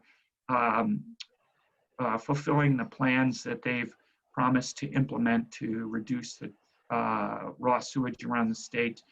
I'd like, you know, companies around the state have been working on resilience issues. I know that Honda and Toyota and Cummins and General Motors and even I think BP and Alcoa and just a whole host of large companies around the country have put in place resilience plans for their companies in terms of how do they deal with climate issues.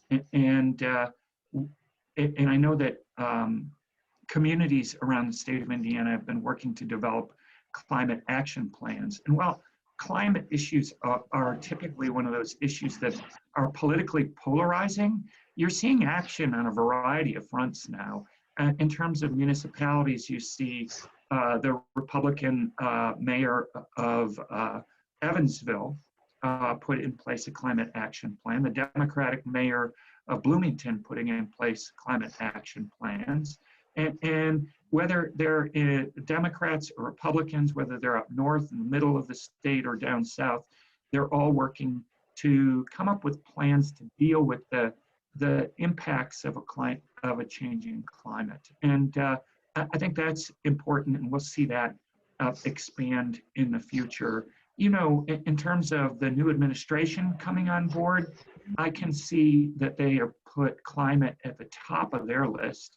They've appointed a former senator and secretary of state to be one of their point people on climate. I think the president-elect has focused on climate change, has said he would rejoin the Kyoto Protocol and other environmental initiatives. So I see that becoming both in terms of just what companies and municipalities are doing, but also in terms of our regulation that they'll be working.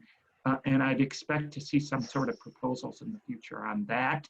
Another issue that's coming up that has been in the mix for a long time in the water arena has been waters of the United States.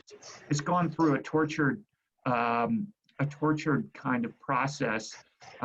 In the Obama administration, they established a rule that dealt with waters. The Trump administration came in and got rid of that rule and put in place recently another waters of the U.S. rule.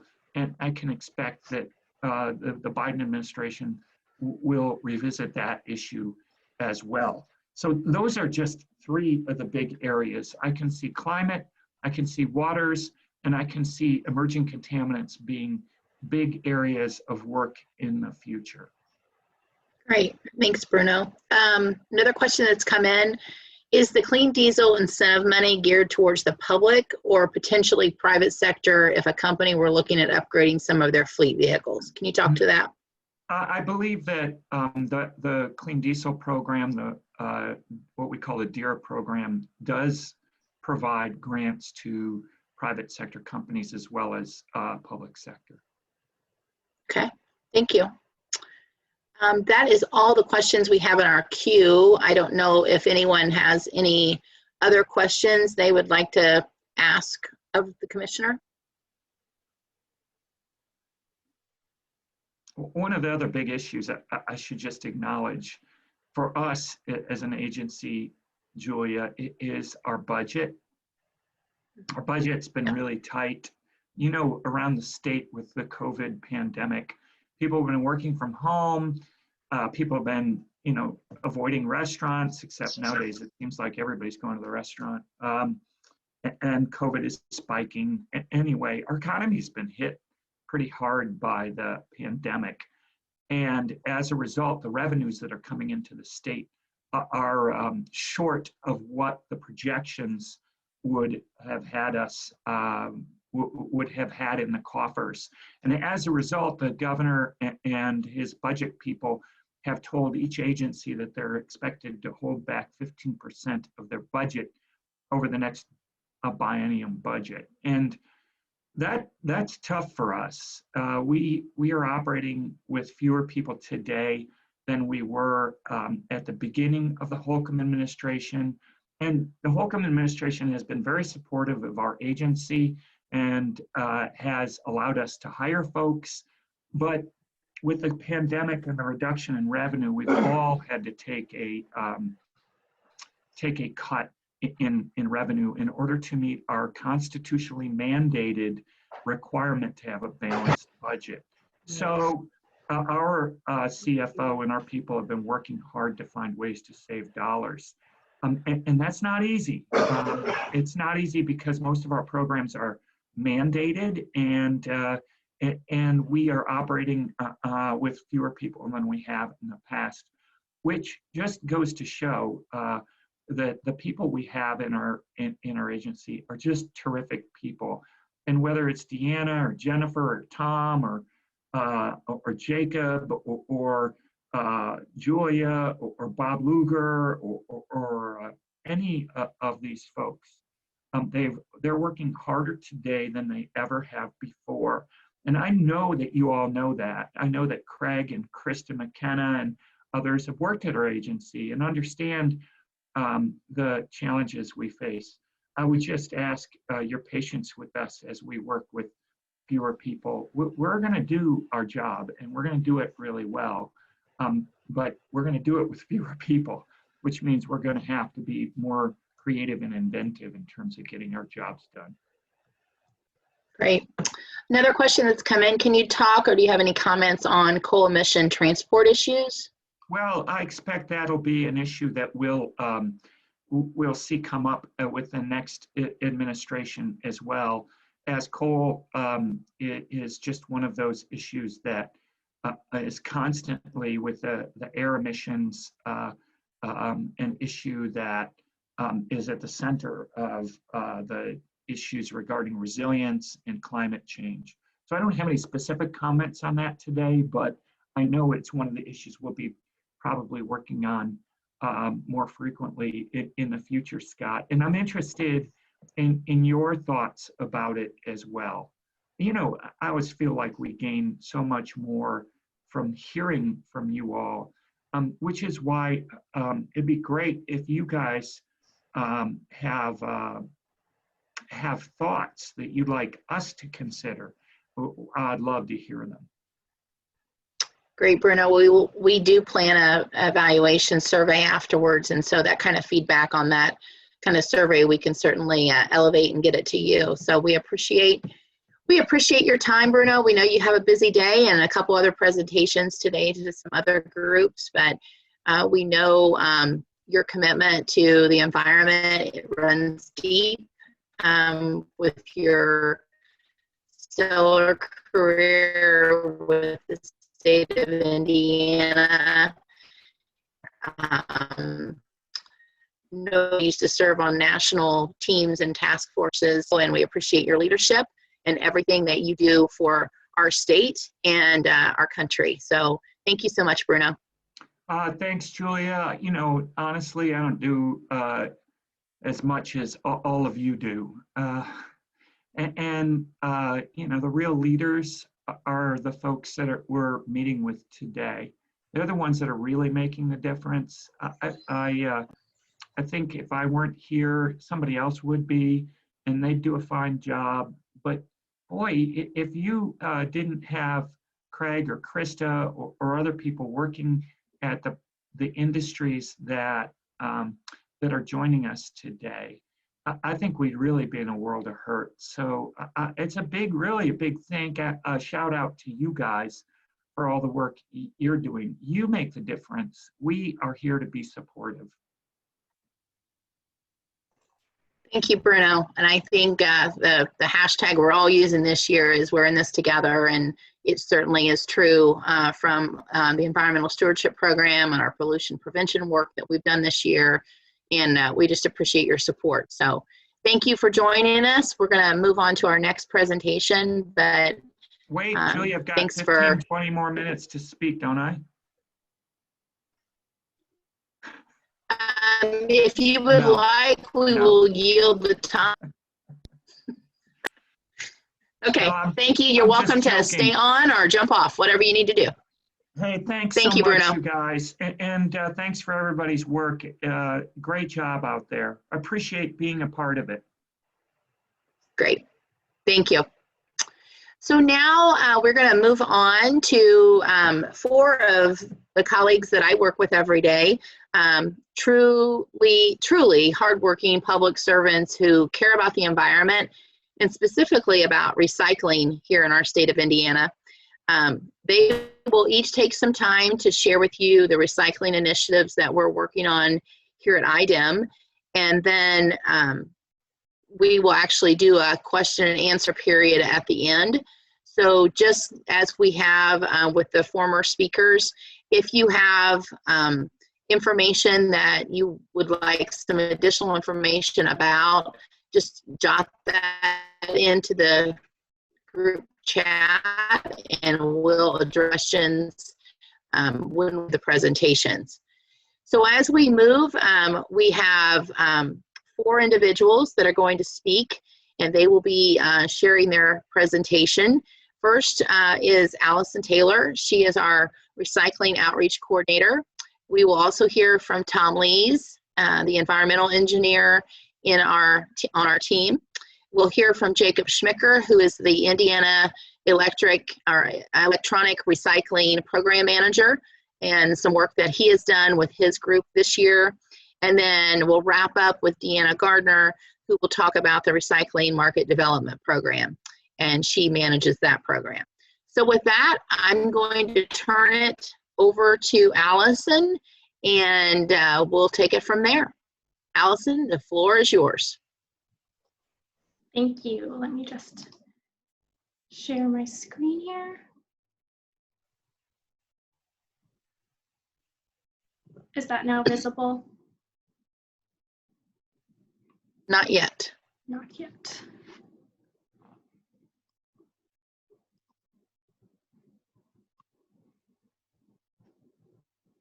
There you go. Great. Just, okay. Yep. Thank you.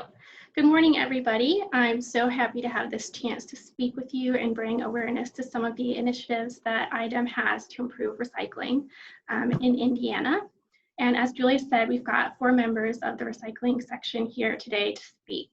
So I'm going to begin by giving just a super quick overview of what we do, and then I'll let the others dive into their respective programs. So Indiana statutes provide a framework for our recycling initiatives in the state, and these include supporting the state's goal of a 50% recycling rate. And we do that through our data collection and reporting program that Tom Lees manages. We support our solid waste management districts. There are 70 plus of those in the state. Establishment of the Recycling Market Development Program that Deanna will talk about, our Community Recycling Grant Program that we launched last year, and other grant programs, and provisions for education and technical assistance. So IDEM has partners across the state to promote recycling, and some of our current or past projects have included working with the Indianapolis Circular Economy Initiative, a grant that was received jointly through Wabash Heartland Innovation Network and the Indiana Recycling Coalition, Indiana Food Scrap Initiative, or IFSC, increasing recycling at our state government center, and then ongoing education, outreach, and technical assistance to solid waste management districts, schools, municipalities, and other groups. So I will now pass it on to Tom Lees to dive into our recycling data and reporting. Go ahead, Tom. Sure, thank you, Allison. Yeah, we did just issued reports on our website about recycling activity rates. And so the information about that is available. 19% was for 2019.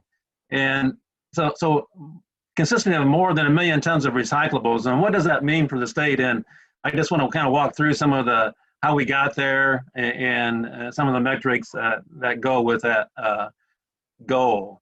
But 19% as of 2019.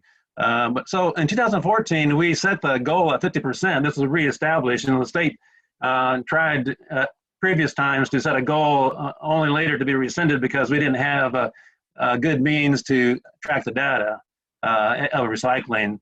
So the 2014, we established the goal, and it covered the municipal waste from residential sectors as well as commercial, institutional, industrial of municipal waste.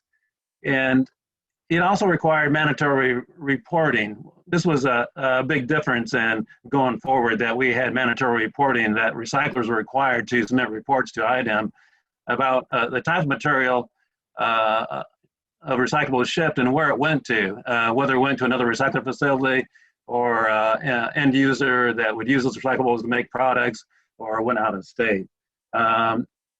Something of interest would be that, you know, generators of recyclables, where they originate, it's voluntary if they want to submit reports.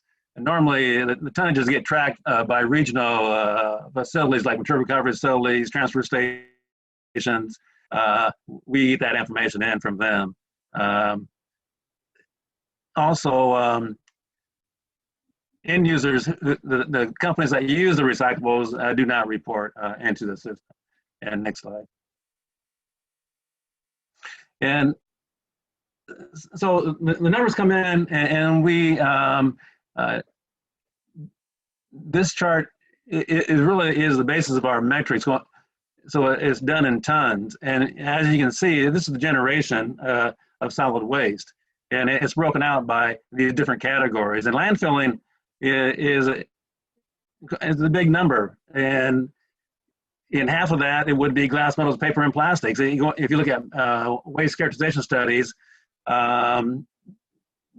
generally about half of that would be of those categories. But the input from that, again, is from the residential as well as the commercial, institutional, industrial sides of municipal waste. And it's about 50-50 typically. But then we also track what goes out of state, exported municipal waste, and we know what goes to incineration, cabana facility of municipal waste. And here's the recycling data from that was created because of new legislation in 2014. That 1.229 million tons there is a result of that new legislation. But we also track what goes to compost facilities, and we have reporting for e-waste, which Jacob will talk more about. These are all in tons. And these are all reports that are submitted with tons. So this is very credible information that we get. Okay, yeah. So next slide. And this kind of sums up the previous slide, and it wraps it up into percentages of where our waste goes. And most of it goes to landfills. And also to note is that these calculations for this chart are based on EPA definitions and methodology. So we follow what EPA has done and their reports, and this is what we have for Indiana, and it's specific for Indiana. Next slide. And these shipments are from recycling activity reports. It just shows you how many tons of recyclables are being shipped. And glass, metal, paper, and plastics is a big part of those tonnages. In 2018, you see that we went over 1 million tons. That's pretty significant, over 1 million tons of recyclables. And 2019, slightly down a little bit. Those are thresholds. You know, going forward, yeah, we want that's got to increase. Let's see. As we look at the circular economy, that's where ultimately where we want to get to with recyclables that are collected in the state and where they go. The circular economy means you got industry that can use these recyclables. And we are doing a study with GT Environmental, which Dana will talk more about that study and how it impacts our recyclables here. Next slide. And just kind of wrap up my portion, these are the metrics that we're excuse me, tracking and over the time period. So we do have recycling rate, we do have generation, pounds per person per day. And so the bottom line includes our manufacturing inputs of waste generation. So Indiana is a strong manufacturing state. So these numbers are naturally going to be a little higher than other states would have these same metrics. So you have to kind of look at these metrics and it's state specific and to what that state does. And so some of it comes from residential side and the other side comes from the commercial, institutional, industrial side of municipal waste. Yeah, the recycling rate, again, you can see how it hasn't moved a whole lot, but in order to get to the 50% recycling goal, if you do the what if calculations, we need to increase to 3 or 4 million tons of recyclables need to go up. Well, I'll pass it on to Jacob, who will talk more about the e-waste side of recycling. Hi, yeah, thanks, Tom. As Julia mentioned, my name is Jacob Smicker, and I manage the Indiana e-cycle program. And what I'd like to do today is just kind of give a little background on the program and just discuss it, and especially hone in on some of the key stakeholders of the program. If I could go to the next slide, please. So the Indiana e-cycle program was established back in 2009, and it really is the result of an e-waste law that was also passed back in 2009, which created the Indiana e-cycle program, which is essentially an extended producer responsibility program that focuses on electronics. And some of the main goals of the e-cycle program is to reduce the amount of e-waste that is being sent to landfills, while also ensuring that these devices, these electronic devices, are being recycled in a proper manner, while also kind of capturing those precious metals like aluminum, steel, copper, so they can be used in other uses. And I'm gonna really kind of talk a lot about some of the key stakeholders that really represent the program, and I'll go in much more detail, but the key stakeholders are gonna be the manufacturers of electronics and then the collectors of electronics, and as well as the recyclers. Can I go to the next slide, please? But before really diving in to those different stakeholders, I wanted to present this listing of electronic devices, what we call, or what the law calls, covered electronic devices.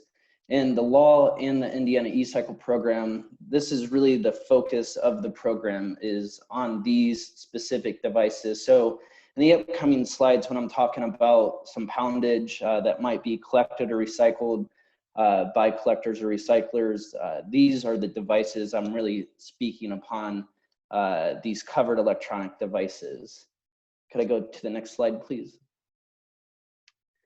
So the first stakeholder group that really make up the Indiana e-cycle program are going to be your collectors.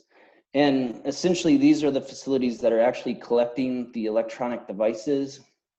So these, to give a few examples, it might be like a solid waste management district, so like Lake County Solid Waste Management District or a Porter County Solid Waste Management District. They would be classified as an e-waste collector under the Indiana e-cycle program. But also, to give a few other examples, like Goodwill actually would be classified as a Indiana e-cycle collector. If I could go back to that collector slide, please. Oh, thanks. So like Goodwill would be classified as an e-waste collector as well.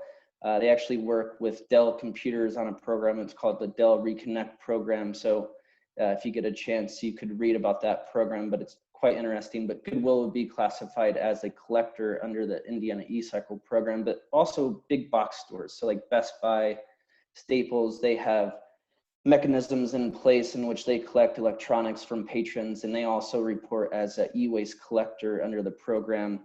And the collectors in the state of Indiana, they have some requirements that they have to do. They have to submit a report, an annual report in registration each March 1st. The report is really collects a lot of generic information, like where they're from, where they're located, who they are. But in the annual report, they submit a lot of data. So what they collected, where that material came from, where it was shipped. And to provide a little data, just to give you an idea, we had last year for the program year, which would have been 2019, we had 99 collectors register with the program. And these 99 collectors, they reported recycling or collecting just a little bit over 29 million pounds of covered electronic devices. So going back to that earlier slide of that specific listing of material, that's the amount of material they collected was from that list, and that was just a little bit over 29 million pounds. So quite a bit of material that they collected for this past year. If I could go to the next slide, please. And so the next stakeholder group that really represents the program is going to be the recyclers. And simple enough, they're the facilities that are recycling the material. So they get the material from the collectors, it comes to their facility, and they're going to be the ones recycling this material. So similar to collectors, the recyclers have to submit an annual report and a registration by March 1st of each year. And then again, there's a lot of kind of generic information in the registration portion of the report, but then in the annual report, they really deliver a lot of data to us, specifically regarding the amount of material they recycled. And just again, to kind of give you a little data and give you a better idea, for this past program year, we had 23 recyclers register with the program. And of those 23 recyclers, they reported recycling nearly 28 million pounds of covered electronic devices. So again, going back to that second slide that I showed, that listing of material, that's what they are reporting upon. So just a little bit under 28 million pounds is what they recycled for the program year. And since the inception of the program, so since 2009, I kind of wanted to highlight that recyclers have reported recycling over 300 million pounds of those covered electronic devices. So we can really see that there's a lot of e-waste being generated out there and being collected and then being recycled in the state of Indiana. If I could go to the next slide, please. In the final group that makes up the Indiana e-cycle program is going to be the manufacturers. And when I say manufacturers, these are facilities that are either manufacturing or licensing for sale video display devices to Indiana households. And when I say video display devices, I'm talking about like televisions, laptops, computer monitors, notebooks, e-readers, those sort of devices. So if a manufacturer is either manufacturing or / licensing those items, they are required by the law to register with the Indiana e-cycle program. And one of the key aspects of the manufacturers, one of their main requirements is that they will have a recycling goal with the state of Indiana. They have a 60% recycling goal, and that is based off of the material, the video display devices that they sold to Indiana households for the previous year. So just to kind of give a very generic example, if you had a manufacturer and they sold 1,000 pounds worth of televisions to Indiana households, they would then have a 60% or a 600-pound recycling obligation based on that 1,000 pounds that they sold to Indiana households. And the way that they fulfill that recycling obligation is that they would work with a registered recycler to have that material recycled on their behalf. And then that recycler would work with a registered collector to capture and collect that material. So just to kind of give you a little idea, we had 75 manufacturers register with the program for this past year. And I should have mentioned, talking about like manufacturers, just to give some examples, would be like Apple or Dell or Sony or Toshiba or Samsung. Those are the manufacturers that are reporting into our program. So for this past year, of the 75 manufacturers that registered with our program, they had a collectively 16.8 million pound recycling obligation that they needed to fulfill. And again, very similar to the collectors and recyclers, they have a report and registration that is due by March 1st that they submit to our department. If I could go to the next slide, please. And then finally, the last thing I wanted to just touch on is the way the law and the program really affects kind of citizens is that there's a disposal prohibition or a ban on throwing away certain electronic items, which are going to be, again, those covered electronic devices. So I just kind of wanted to mention that's in large part how the law really affects Indiana households, small businesses, and public schools is with that disposal ban. And then I should mention as well that typically collectors, you know, there is a strict listing of material, but oftentimes collectors accept a wide range of material, everything from televisions to laptops to toasters to can openers to cell phones. So that there is a lot of material that they do accept, and it's just not that list of material items. So with that being said, it's kind of my brief overview of the Indiana e-cycle program. And I'm going to now let Deanna Gardner speak about her program, which is the Recycling Market Development Program. And I'd be more than happy at the end to answer any questions.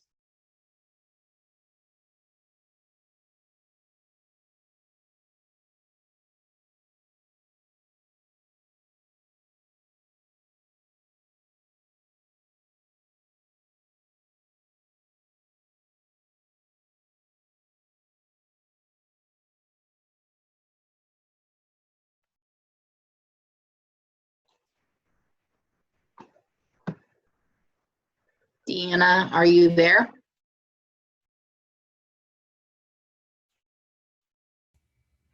Deanna, you're on mute.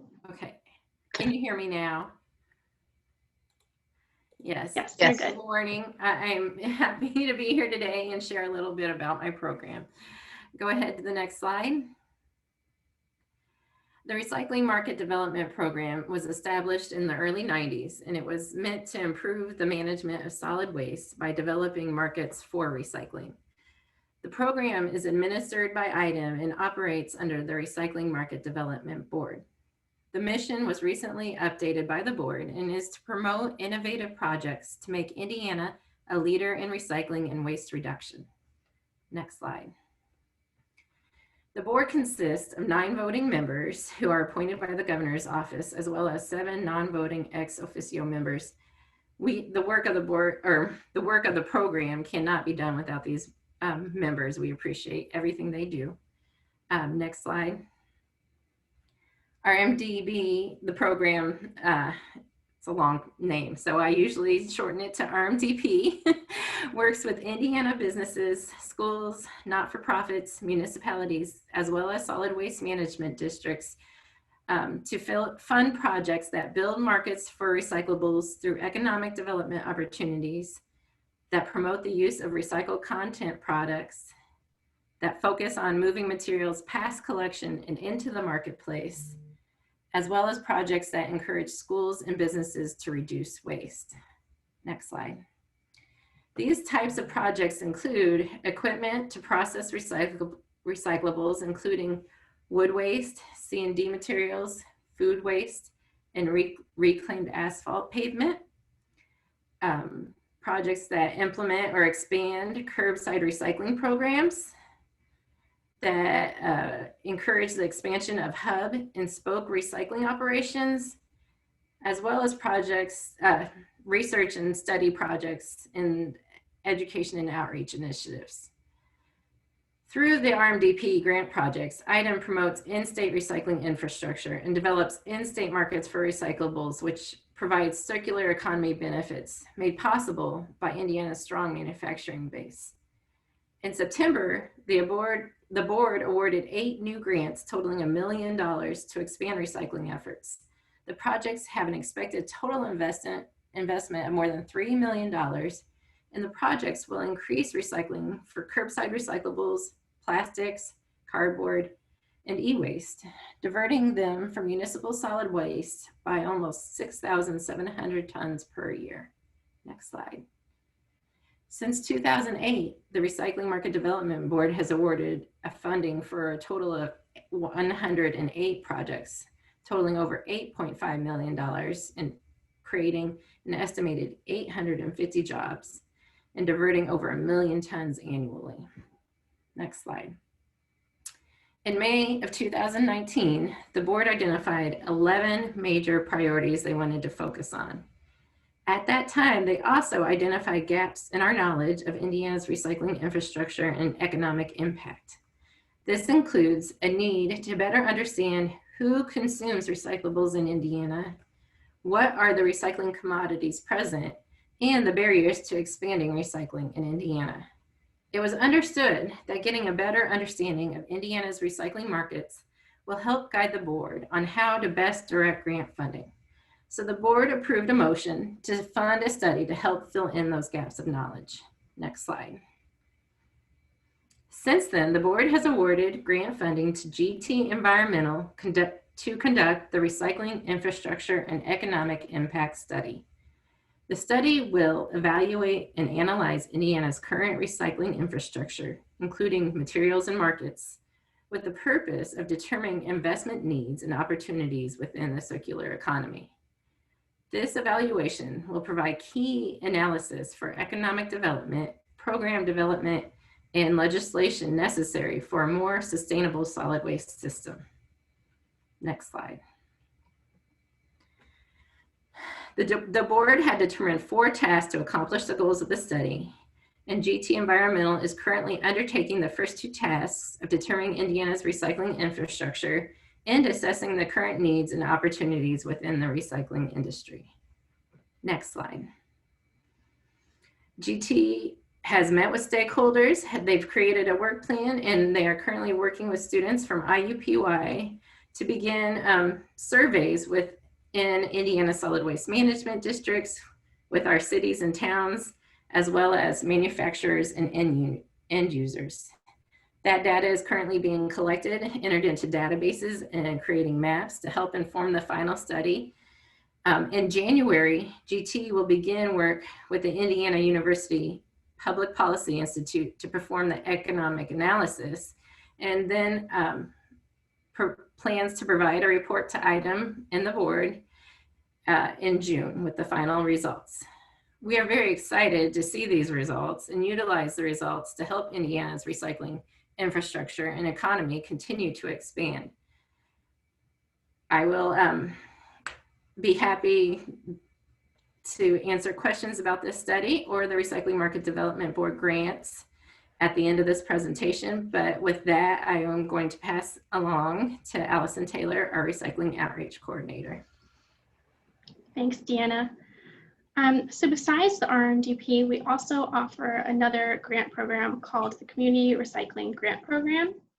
And this program will be a little less relevant for you folks because private businesses are not eligible for this program. However, I still wanted to make you aware of it as something that's offered by IDEM, and maybe you're aware of another organization that would be interested. So the Community Recycling Grant Program was established just back in 2019, and it aims to assist community efforts to increase recycling through projects that include education and promotion of recycling, processing of recyclable materials, general waste reduction, and management of household hazardous waste and organics, including yard waste and composting. So the entities that are eligible under this program are solid waste management districts, cities, counties, municipalities, schools, nonprofit organizations, and the grant amounts awarded range between $500,000 and $50,000. So in the last year, we awarded 34 projects for just over $500,000. Okay, so now I want to get on to, I think the question that is on everybody's mind today, which is probably how do I recycle, or how can I find a place to recycle X, Y, or Z? And you're probably looking beyond your basic office materials like paper, aluminum cans, plastic bottles, and trying to recycle waste that is more unique to you. So I have a few starting points for you here. This is, of course, going to be broad advice. Everybody's got their unique situations, but just some starting points to get to. The top two are websites, Recycle Search and Earth 911, that are both databases where you can look up by material type who is available in your area. And they're both extremely easy to use. You can just type in the material you're looking for and your zip code, and it'll pop up with listings and a map. And they both overlap a lot. Of course, it's difficult to keep them updated 100%, so you can keep that in mind. And you might also notice that they're somewhat geared towards residential use. Like if you look up glass, for example, you might come up with a drop-off location for individuals to drop off their glass, but it's still a good way to kind of source those companies that will service that material, and it will almost always have a phone number listed that you can call and get in touch about starting a relationship. The third bullet point on here is the Association of Indiana Solid Waste Management Districts.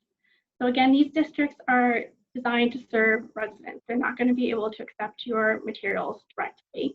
But let's say you're trying to dispose of paint, you could call up your county's solid waste management district, and they are already going to have an existing relationship with somebody who can handle that because they provide that service to residents. So all the districts have different levels of kind of activity and engagement, but they tend to be super, super knowledgeable. So they're a really great resource.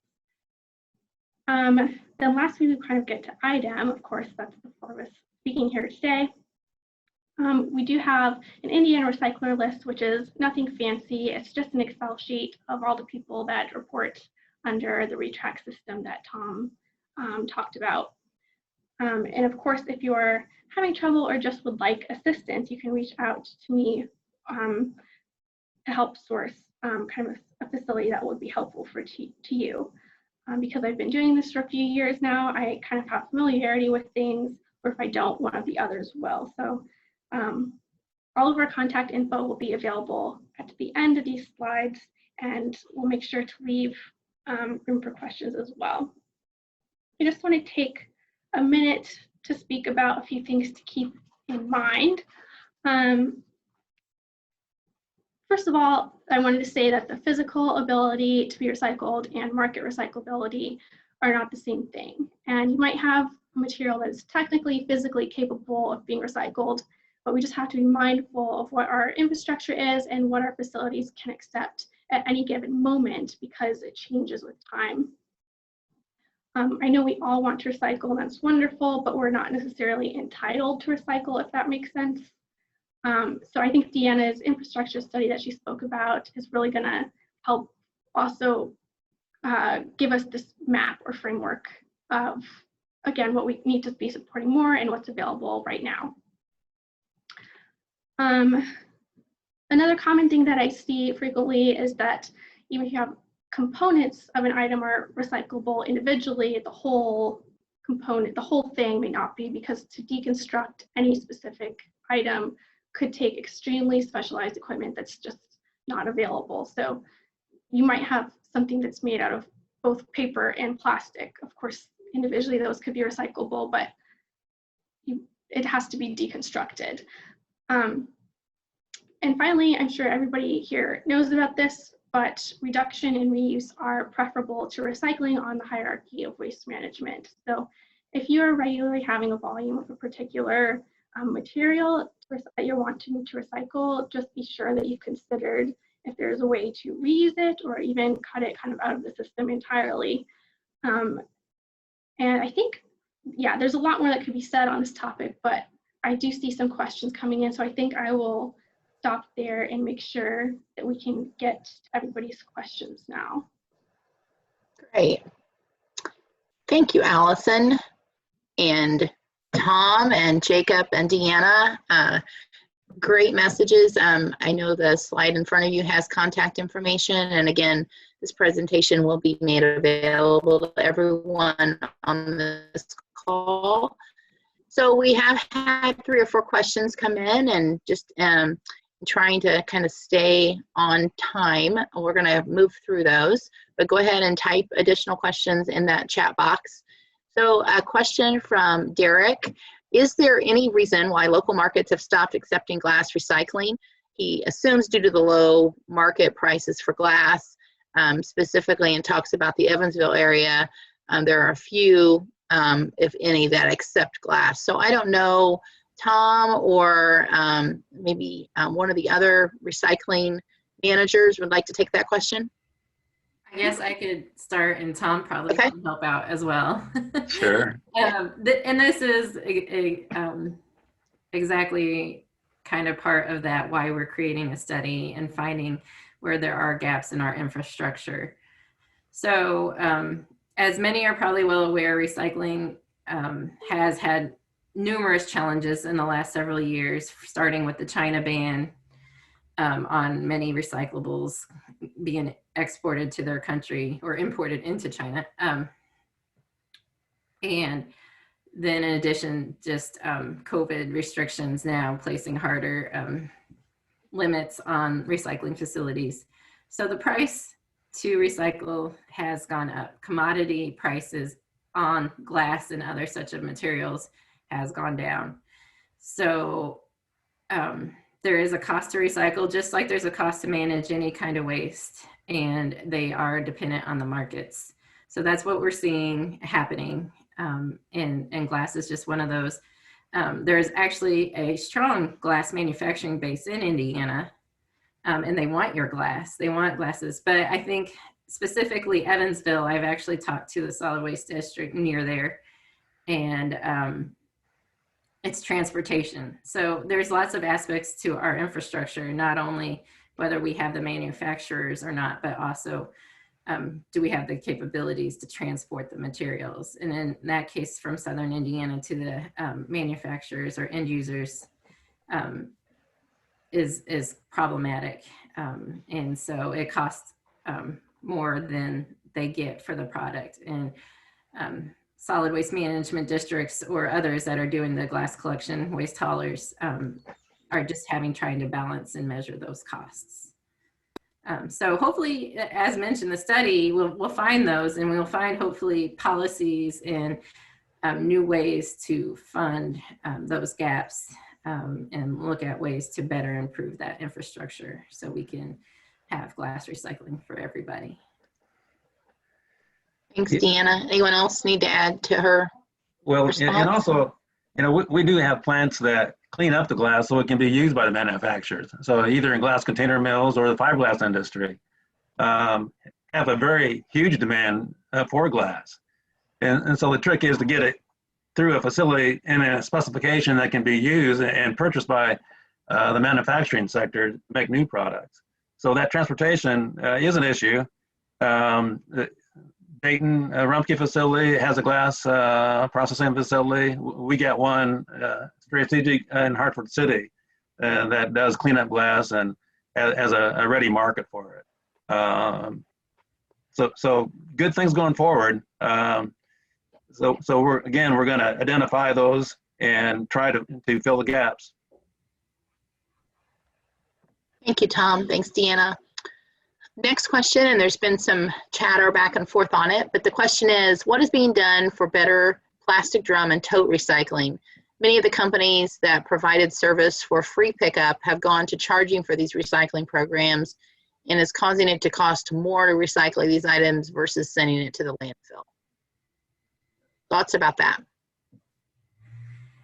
I think we can address some of the issues that we addressed with the glass, right? That the markets are fluctuating and changing. Commodities for plastic have also gone down price-wise. So there is a higher cost to recycle those, unfortunately, than landfill. Okay. One thing I didn't mention before is that there's nationwide, they're looking at policy changes to help increase the cost of landfill to make recycling more equitable with landfilling. So that's something on the horizon on a national basis that is going on as well to help kind of balance out those cost of service needs. Okay. The next question from Derek. I saw organics recycling as a priority. Has any thought been given to a larger market for recycling of raw materials such as chemicals? It would be nice to have a sort of a marketplace to list the kind of materials and amounts available for other companies that might benefit from using those materials. Is there some sort of middleman or exchange? I know Jennifer Collins may want to chime in here, or a list of companies that can facilitate these transactions. I like to exhaust all opportunities before disposing of chemical waste. Thoughts about that? I guess start, and Jennifer, I'm sure can help too, because we've heard this request before as far as a materials exchange, and I know that IDEM has had one in the past. But as far as our programs in recycling, we focus on municipal solid waste diversion. So your, paper, plastic, metals. And so we don't at this time currently have any kind of capacity or focus on the organics, or sorry, I was reading the question, on chemical recycling of chemicals. I'd love to chime in here. We actually have been in discussion with the national program called Materials Marketplace in the past year. And both Pat Daniel, the manager of the recycling group, and I have had a conversation with them.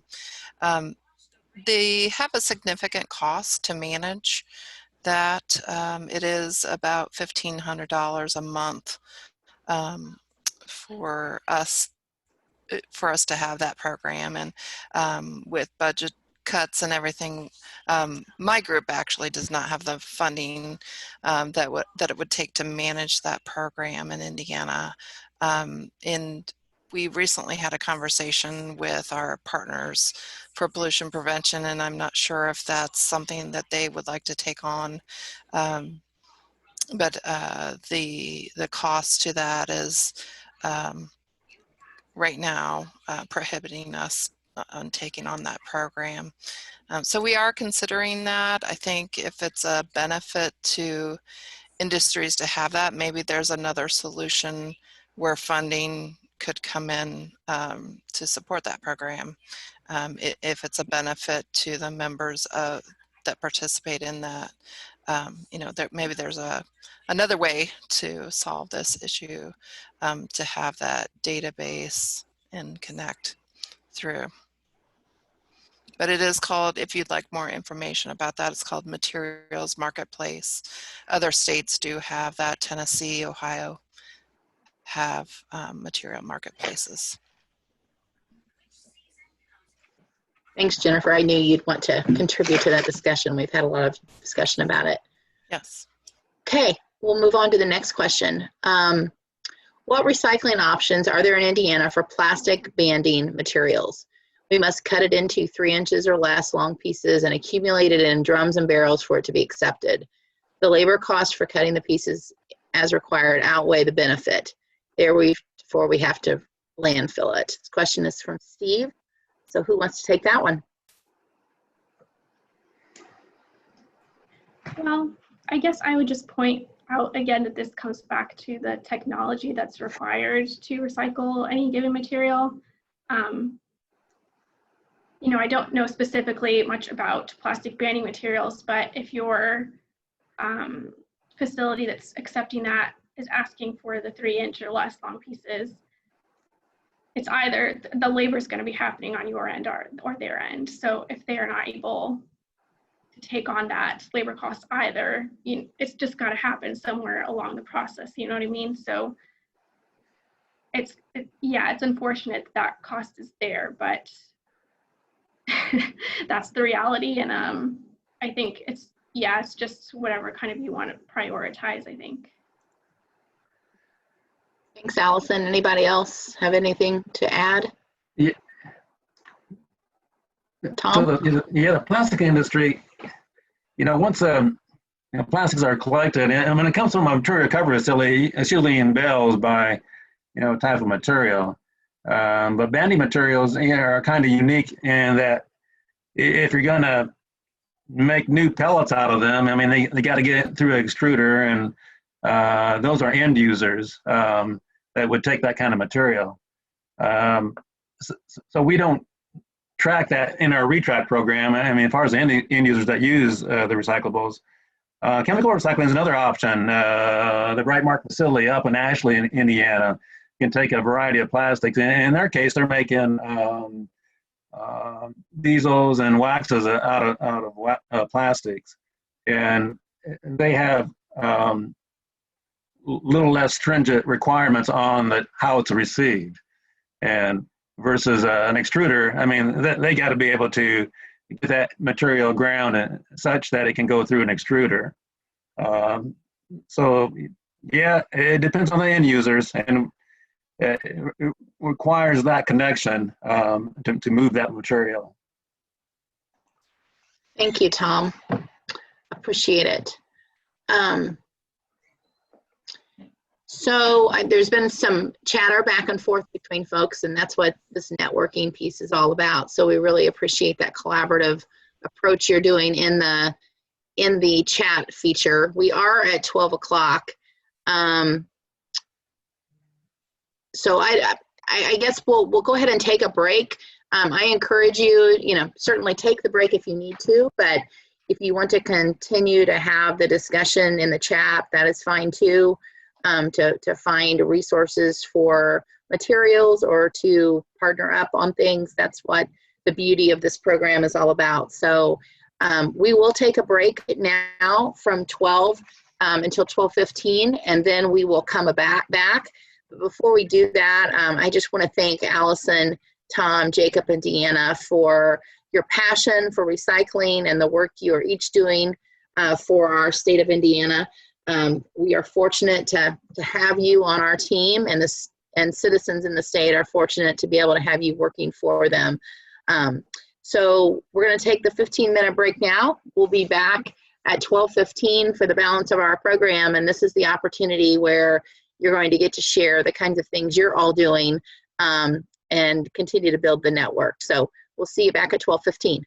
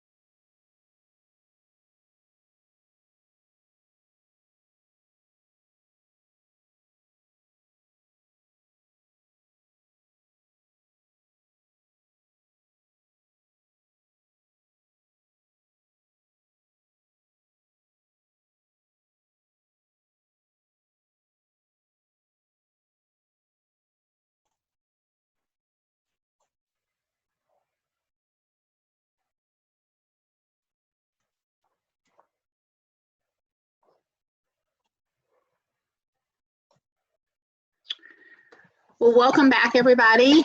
That was a good, quick break for everyone, and we're really glad you're back with us for our final session of our first ever virtual annual meeting of the Environmental Stewardship Program.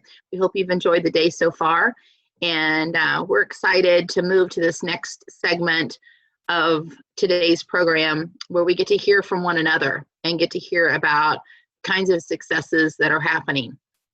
So I think the screen in front of you is pretty self-explanatory. We're going to ask, and I'm going to call upon each organization in alphabetical order and ask you to spend just a few minutes talking about your successes from the last year and the current year. Obviously, we all probably have a very similar current year challenge, but that's okay because we're going to be stronger on the other side, and that's the beauty of us working together. And we just ask that you keep your camera off and your mic off during the presentations, but when I call upon your organization and your name specifically, if you can unmute and turn your camera on, that would be great. We're gonna, again, put all the questions in the chat box. So if you have a specific question about a particular speaker, go ahead and put that in the chat box, and we will answer those either during or following, depending on how often those questions come in. So I think we'll go ahead and get started. So hopefully everybody is ready to kind of hear from one another. And again, we just ask that when I call upon you, you can turn your camera on and your mic on, and we'll be good to go. So to kick us off, we're going to start again alphabetically, and we're going to start with Allison Transmission and Craig Henry.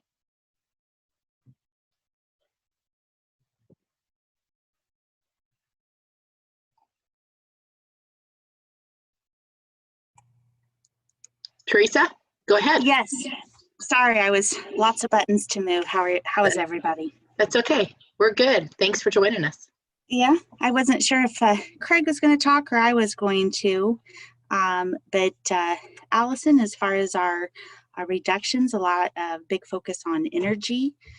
So in the manufacturing conversion of our lighting, our T8 lights to the LED, significant decreases, waste decreases, and a lot of other activities like that. And just really, and then energy shut it off down to the operator level to, have everybody have engagement at the facility to do that.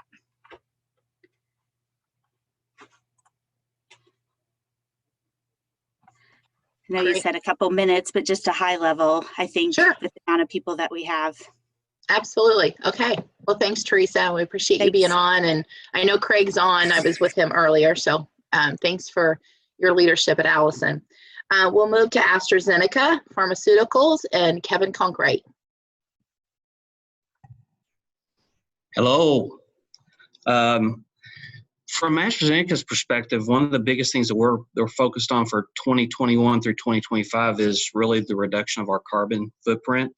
In fact, AstraZeneca globally has established our footprint for the entire global network to be carbon zero by 2025. So we are very diligently working towards that. In fact, next year, we have the budget now to put in a 2 megawatt solar field, which will start in 2021. So we're working on it currently and intend to have the solar field installation started by spring to summer next year, with the hopes of by the end of 2021, having 2 megawatts of solar power feeding our facility.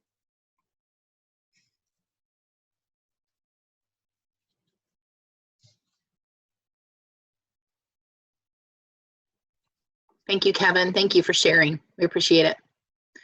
We'll just keep moving. We'll move to Baxter and Josh Ayers.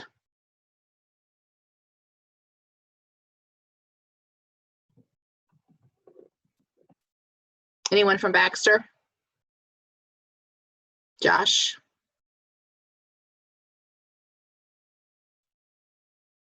Okay, we'll continue. Caterpillar, Franklin Scott Good Rosino? afternoon. Good afternoon. Can you see me and hear me? Yes. So I'm fairly new to this role. I replaced Brian Schnauber, who was on this team, I think, previously. He was here several years. So some successes that I inherited. We installed an evaporator at the beginning of the year to reduce our wastewater. We were hauling out significantly cost reduction, but 96% waste reduction of the material, wet, oily water material. That's probably one of our biggest areas of waste. We had already had a wood pallet recycling in, but it was only for the standard wood pallets. We were able to find another vendor that expanded that. So we were able to reduce our hauling almost by 30% because we took in more wood to the wood recycler. We're still challenged with a couple of other areas around wood that we're having trouble with trying to get markets for. Wood boxes that are glue-based plywood, and then other small wood pieces that they don't take. We are starting a trial with a reusable wipe program this month. We do buy a lot of one-use wipe materials, so we're hopeful that that will be able to be another avenue in 2021. And then another avenue we want to work on still is the aerosol cans. We use a lot of aerosol cans. We wanted to really see whether we could try to go to bulk variations for things like WD-40 and contact cleaner to reduce. That's why I was asking questions about the universal waste rule, because I was trying to work around that avenue with aerosol cans. And then another avenue that we really are still working through is plastic packaging. As everyone else has talked about, plastic markets are pretty poor. Plastic packaging and shipping cardboard materials is still probably an opportunity for us as well. But for the most part, we've done pretty well this year, and we'll probably also optimize used oil a little bit more with the evaporator is our other hope. So those are things we're working on.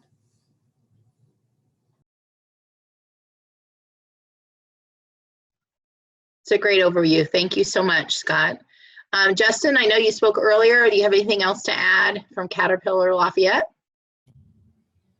Hey, yeah, so yeah, I did give a kind of an overview of what we were looking at. Some of the other things that we're doing, like I said, we got a lot of, we have a lot of packaging and issues, and it creates a lot of byproduct for our facility.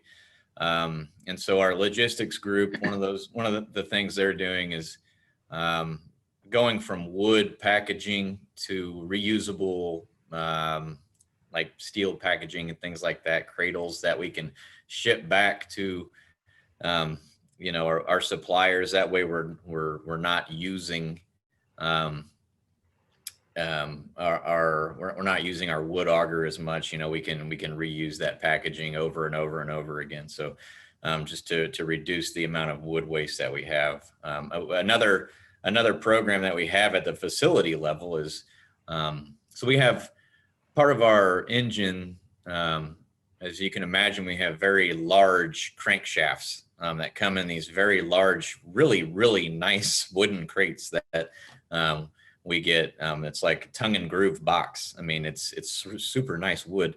And so we give the opportunity to the employees to come use those boxes. And so they take them home and use them for projects. We've seen them build like pole barns out of them and use them for decorative siding, and people make planters out of them for their gardens, you know, for raised gardens. They're perfect for that kind of thing. So we probably get rid of a couple tons of those. They're about 500 pounds a piece. So, you know, a couple tons a week of crank boxes just for people. And so that's kind of a nice thing we can do for the employees at our facility. Another thing, Scott kind of touched on it. They're doing evaporation down at the Franklin facility. We're looking at doing that at our facility as well. We have a lot of Holloway on coolants and things like that over the, we would like to take some of those fluids off the road and do some evaporation with that. It's 96% water. And so we'll be looking at that here probably in the next year or so as one of our future projects. So.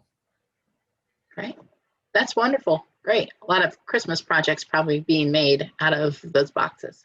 It's very busy right now. Yes. Yeah. And I have them send me pictures so we're making a collage of all the reuse that people are doing at their homes. So that'd be great. I think we'd love to see that. If you can share it, that'd be great. Yep. I'll put something together and I'll make sure you get a copy. Fantastic. Super. Right. Thank you, Justin. We'll move to Tyler. I know he was having some technical issues earlier when we introduced him as one of our newest Cummins ESP members. So Justin, it looks like you might be able to connect now. And if you want to share a little bit about Cummins and the Seymour engine plant. Yeah, good afternoon. I apologize for the technical difficulties earlier. I'll kind of do the introduction and wrap it into where we're at today as well. Excited to be a member of the ESP program. Cummins has a long tradition of environmental stewardship, so it was just the right move for this year to join the team and kind of share ideas and learn from each other. So we're excited to be there. We manufacture diesel engines for a variety of different industries here at the Seymour engine plant. And for the year, obviously we've had a majority of the same struggles that all of you have had with the COVID-19 pandemic. We did have one really great project come through our engineering team in relation to our testing cycles for our engines. A reduction in hours not only led to a cost save, but an excellent energy save as well. So with our 14 N5001 management systems, our emissions and our diesel fuel consumption are significant aspects and a significant energy user. So we were able to reduce around 33,000 gallons in diesel usage for this year in 2020, which led to $100,000 in savings, but also over 1 million kilowatt hour reduction in energy consumption.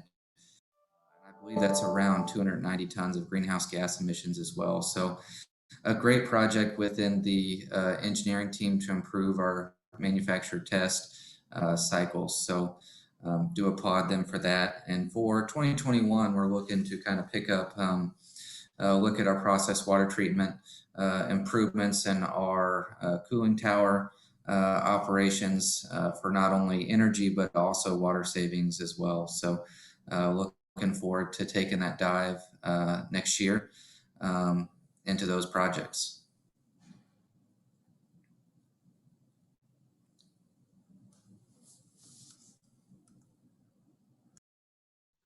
Thank you, Tyler. Appreciate that. And we're really glad to have you as a member of ESP. So Godspeed.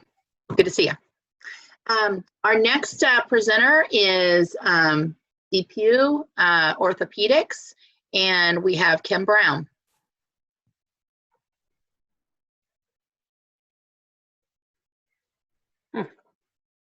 Hi, I'm unable to start my video. Can you hear me okay? We can hear you. Okay. This is supposed to stop the video, but we would be glad to share our story. I cannot hear you now.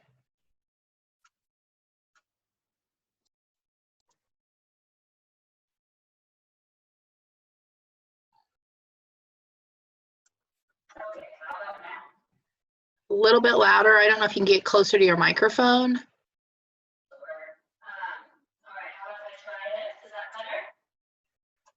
No, it's not on my end. I don't know if any of our other item staff can weigh in. It sounds very hollow right now. Okay, yeah, I usually don't have this problem. There we go. Zoom. Oh, it worked. That's good. Whatever you did. I didn't do anything. All right, well, I'm Kim Brown. You have been with Dickie for 2 years now. So in 2019, we reported collecting about 22,000 pounds material that was previously landfill. We're able to divert. Cannot hear you now. All right, well, I may have to take a rain check and submit this in the notes if that's okay. If you want to just place it in the chat. I'm sorry. Yes, I can do that. We're glad to have you as a member. Thank you for being here today. Sorry about that technical difficulty. Okay, moving on. Donaldson Company out of Rensselaer, and we have Maureen Diener.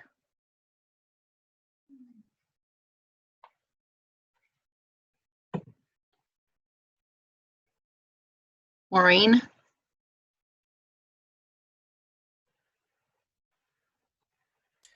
Maureen was not able to join us today.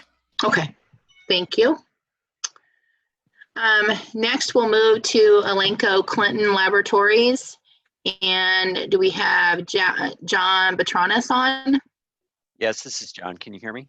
Yes, we can. Okay, great. So a couple projects I wanted to highlight that we completed this year. Actually, we started late last year with a project to convert about 3.5 acres of fescue grass coverage out in front of our plant to a native grass plant or native plants and tree covers.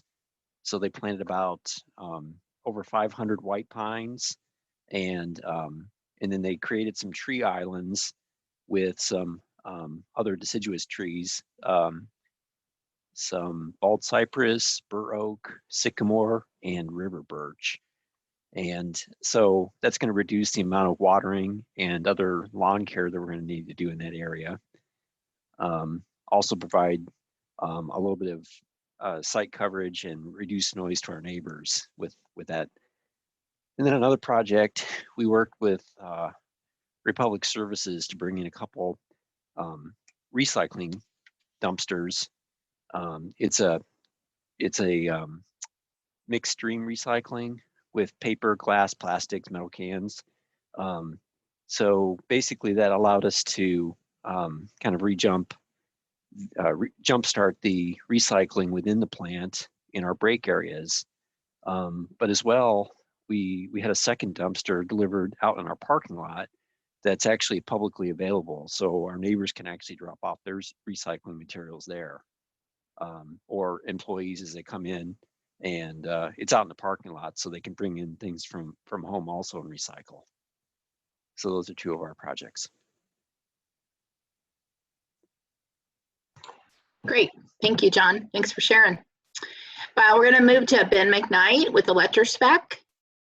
Ben is also the executive director of our Partners for Pollution Prevention group. So we'll turn it to Ben.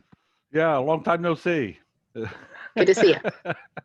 ElectroSpec, our projects for last year for 19 to 20 was the elimination of trichloroethylene for our facility. Although we had a vacuum vapor environment that generated 0 VOCs, it's considered, a toxic waste, and so it was removed as a hazardous waste, and it did go for energy after that. But we wanted to eliminate the need of even having a hazardous waste. So we actually went with a fluorinated solvent that was non-regulated. You talk about cost savings. There was no cost savings on doing this because it's really the only solvent type replacement that we could find that was a non-regulated. So, when you buy trichloro, you pay $2 or $3 a pound, and we're actually paying about $8 a pound for what we're using. Although it's supposed to last 3 to 5 times longer than trichloro, and so far we're in our second year of use of this, and so we've been. It has lasted longer, so it's still like a 3-year project to see the longevity of it. We're more along the lines for this year is energy savings, and reduction of energy. We're not a large business. We're only 50,000 square feet, and we have approximately 75 employees. So you know, it may not sound like a lot, but you know, it actually is to us. You know, so we're replacing all of our T6s and T8s with LED lighting. And it's kind of ironic when you first talk about and think about this, and you don't think of what the savings would be. But you know, this is a 2-year project for us, and right now we're about 45% complete for our first year. And we actually work by our year being May 1st to April 31st, because that's our fiscal year. And you know, we've already had you know, $2,500 cost savings in our electric use alone. You know, they just pay, you know, the payback on them are, it's like especially in your manufacturing where your lights are on, you know, 24 hours a day, 5 days a week. You know, your cost savings on these things, they pay back fairly quick. So, you know, if anybody has thought about it, you know, we wanted to do it, and it was just, we were trying to work with some of the energy companies for the rebates program, and it just didn't work out. So, you know, we just decided to make it a 2-year project and start at the beginning and work to the end. You know, we'll be working during Christmas, but we normally aren't real busy for the last 2 weeks of the year. So, you know, we're hoping to obtain our other 5% to keep us on goal, you know, for our 2-year project. And for Gene, Jennifer, the rest of you, I mean, you've done a great job on this. You know, I know how hard it is to put on one of these, and you've done a phenomenal job. So Thank you, very Ben. much. Thanks, Ben. Thanks for all you do. We appreciate working with you. Oh, I enjoy working with everybody there too. So, and all the ESP and the P2 members. So you guys have a great day. Thanks, Ben. We're going to move to Grady now. We have Craig Tapscott representing Grady. Can you hear me? We can, yes. I don't think my camera's going to work. I can talk for a brief second if you'd like me to. Perfect, yes. So I took over the responsibilities of EHS at Grady earlier this year. Our main plant-wide environmental project was overall consumer recyclables, and that in general has gone very well. There's a lot of room for improvement at our facility. We're a foundry. We generate a lot of foundry type waste. So going forward, not only an internal goal, but a corporate goal is to reduce our waste. And a lot of that, again, is foundry waste and potentially finding reuse projects.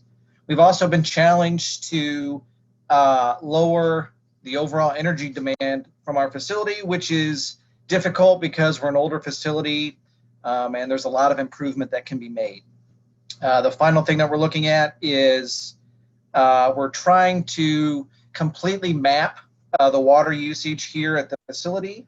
And hopefully if we're able to map it as appropriately and efficiently as we can then begin to delve into the reduction of overall water use here in the coming months and through the end of 2021. Thanks. Great, thanks, Craig. Thanks for sharing, we appreciate it. We're gonna move now to Kimball Electronics out of Jasper, and I think we have Jerry Roach who will speak.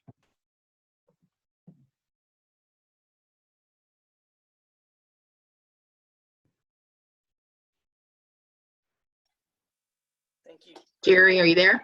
Yes, can you see me? Can you hear me now? It's a little difficult to hear you. Okay, how about now?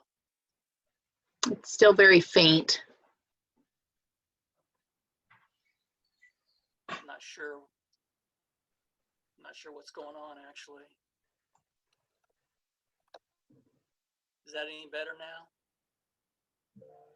It really isn't. Item staff, any suggestions? Talk loudly. I think we'll be able to hear you. Okay. I can Scream at us. You can scream at us today. I'll do that. So, you know, this is my first year with Kimball Electronics, and after several years in safety and environmental, but the first year here, and I inherited a strong environmental program here already from Ken Sicard, who was with KEJ for a long time. And what we're really going after this year is, first of all, recycling has been a big aspect for years and continues to be. And what we're finding is that plastics and glass are two of our largest issues right now, trying to get those to be recycled, certain kinds of plastics. But year to date, we're at 91.8% of all waste that has left the facility has been recycled. And that's up from last year, from 2019. So we want to, of course, continue to drive that. And then just our overall environmental program, management program, and energy savings is something else that we're working really hard on, doing a lot of lighting projects with LED lighting, and that has started to pay off a lot for us, and that will, of course, will continue as well. So really excited about the coming year. Hopefully we won't see some of the health challenges that we've had this year, and things will start to smooth out a little bit more. Great. Thank you, Jerry. Thanks for sharing. And I think most people could hear, so we appreciate you sharing with us today. We're going to move on to Kimball office. And I think we have a couple folks on from Kimball, but I think Rhonda Shearer is going to speak on their behalf. So Rhonda. Hello, everybody.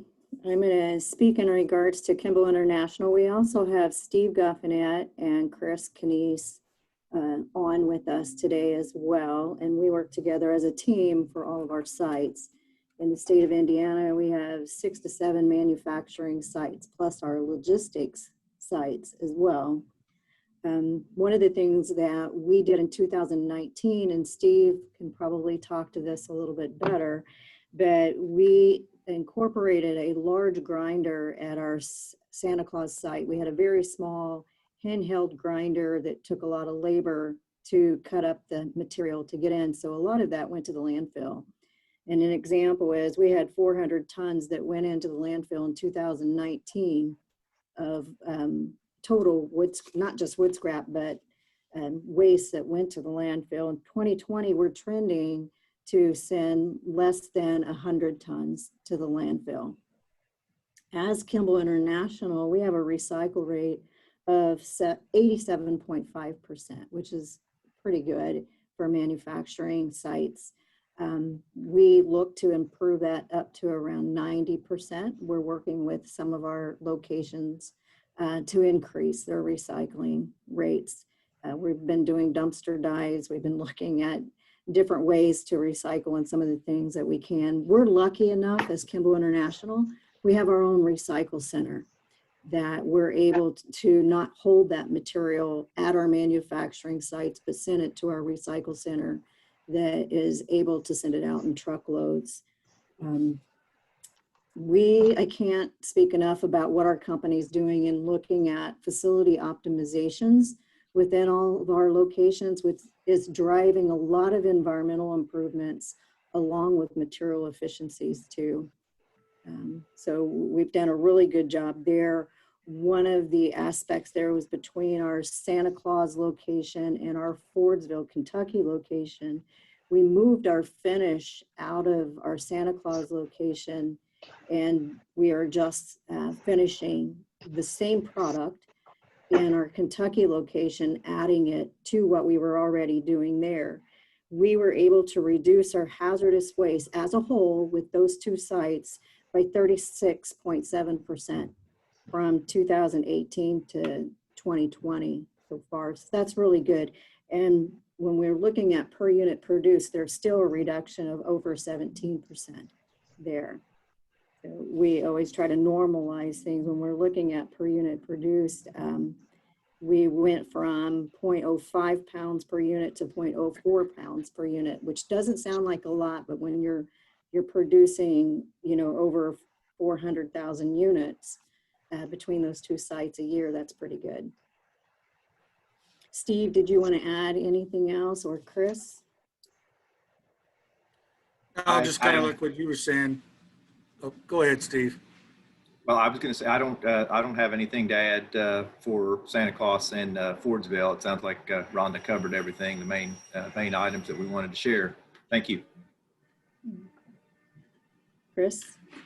Yeah, it's kind of the same thing. What Rhonda was saying. We're there at our Jaspers facility. We've been able to increase our recycling efficiency, from last year. So you know, it's always signs of improvement, and that's the way we you know, continue to look at and improve on everything.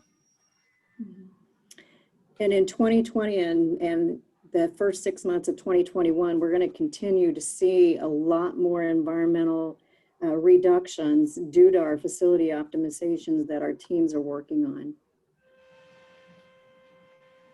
And that's all we have right now. Great.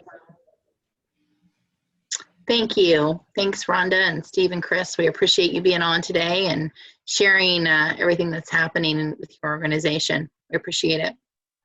We're going to move to Madison Chemical Company Incorporated, and I believe we have Steve Priest who is available. Yes, hello, can you hear me okay? Yes. Okay, good. Yes, Steve Priest, the Technical Director at Madison Chemical. We manufacture hard surface cleaning and sanitizing products for various industries, including food producers. We joined ESP in 2018, and I've used the ESP objectives that we set as a vehicle really to drive through some changes here and to try to push some projects to completion. A couple of quick examples. We use a large amount, or used to use a large amount, of NPE surfactants. They don't have the best EHS profile. We've been working to reduce our usage of those. In the last couple of years, we've reduced the usage from about £40,000 a year down to £30,000–£35,000. And we're tackling the last group of products now to try to pretty much eliminate NPE surfactant usage in the next few years. One of the challenges is it's typically a more expensive alternative chemical that we need to use. So that's one thing we take into account, but we feel it's a price worth paying, to be honest. And occasionally, from a formulation perspective, it's not necessarily a straight one-for-one replacement. We sometimes have to do some work on the chemical formulations to accommodate the more environmentally friendly surfactant. Another example I could share, we do use probably about 10% of our products are dry chemicals, which involves some dust generation. We don't do any milling. Here, we just blend raw materials together, but nonetheless, some of the raw materials do generate considerable respirable dust. And over the past few years, again, we've had success in reducing significantly our usage of those dusty materials. What we're running into, though, is trying to find functional equivalents in some cases. We're continuing to work with our raw material suppliers to replace some of the more problematic ones, so we're having trouble replicating performance when we try an alternative raw material. Projects for the future, we're looking at the phosphorus in our wastewater stream. We have an on-site wastewater treatment facility, so we're looking to reduce the amount of phosphorus that we emit. And then as we get into 2021 or 2022, we'll be looking at trying to reduce our VOC consumption. Typically, we work on a case-by-case basis with customers on VOC, again, because many of the solvents, for example, that are VOCs that we use are very cheap. They're very well entrenched in the marketplace, and it can be quite hard to find alternatives that are actually mandated by the EPA or others as being VOC exempt. That will work for the customers. One challenge, and I'm sure everybody's got a COVID-19 story to tell, but we've somewhat had some strange perturbations in raw material supplies this year, and it often turns out that the upstream raw material has been sequestered by various parties for use in making emergency sanitizers, for example, for COVID-19. So we've had some of our key raw materials, the supply grind to a halt without warning, and it's caused a fair bit of stress, aside from all of the health measures that we've taken to try to protect our workforce, and we've rearranged some of our working schedules accordingly. So that was pretty much it from us, but I mean, I think we've benefited from the ESP, and as I said, I've been able to use it very effectively internally to drive some change. So I'm grateful to IDEM for accepting us and for their continued support. Thank you, Steve. Thank you for your insight. We appreciate it, and all the great things you're doing. So appreciate it. We're going to move to MasterGuard Corporation, and I think we have Ricky Rum Jr., who is going to come on screen.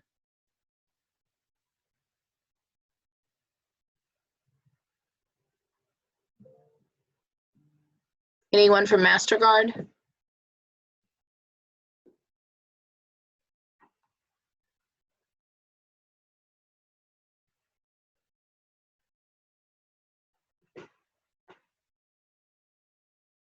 Okay, we're gonna move on. We might come back. So we'll move on to Raytheon Company. Laura Groom, I was in a breakout with her this morning, so we'll turn it over to Laura. Hello, I'm going to try to share my screen if that is okay. I had a slide I wanted to present. Sure. Yep.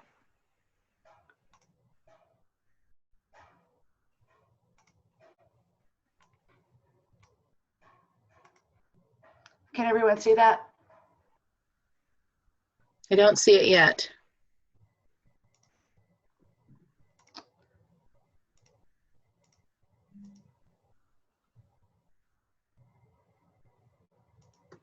Okay, well, maybe it's not going to let me share the screen. That's okay. I will just speak to it. And at the end of 2019, we achieved zero waste certification.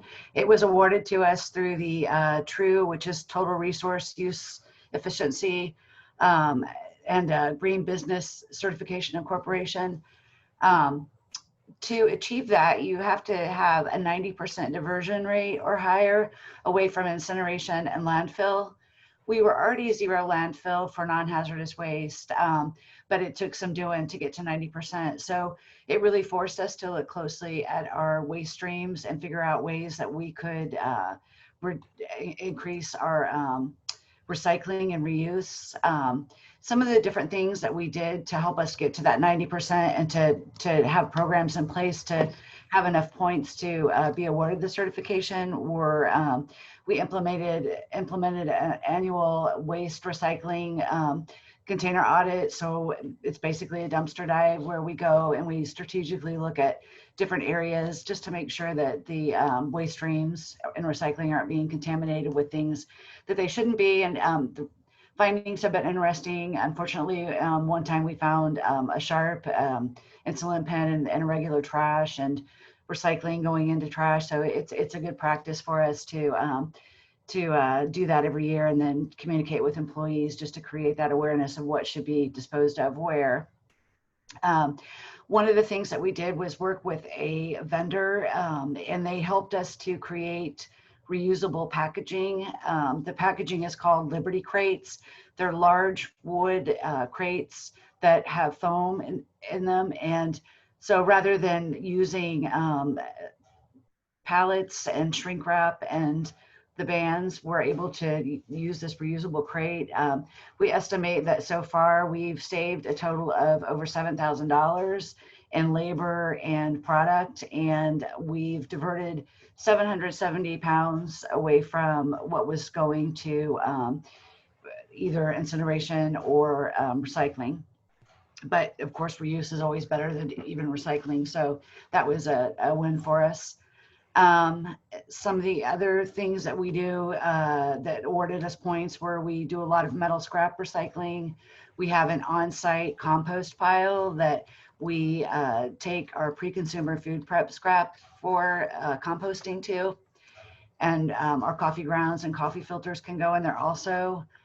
Our cafeteria that we have on site prior to COVID, I know several other people are probably having this same challenge, but we used to use trays, plates, and reusable silverware, reusable glassware, and now everything's gone to disposable. So hopefully, we'll be able to implement post-consumer food scrap recycling at some point in this next year or two and divert some of that away from going to incineration. And hopefully we can use disposable containers that are compostable so that we can also send those out for composting.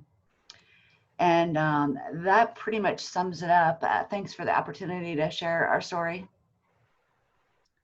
Well, thank you for being on. And I think your points about COVID and the challenges are all things that everyone's confronting and facing. So I think you bringing those out and pointing them out is really relevant. So thank you. And thanks for the work your organization does for our country. We appreciate it. Thank you. We will move to Robert Bosch LLC, and I believe we have Allison Hudson on. Good afternoon. Can you hear me?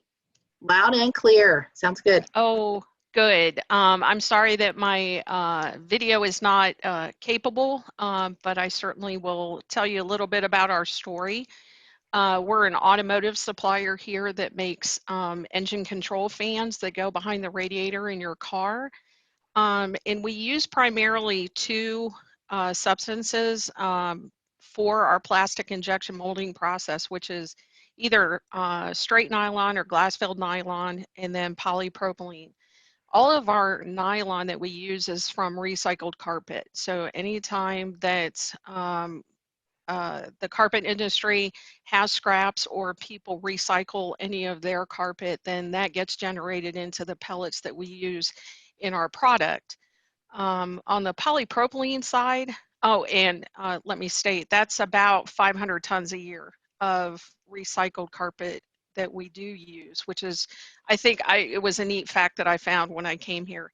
The polypropylene, we do use virgin polypropylene in our product, but what we've started this year is a regrind project where we send any of our scrap parts out or reject parts out to a supplier that then repelletizes and regrinds that material.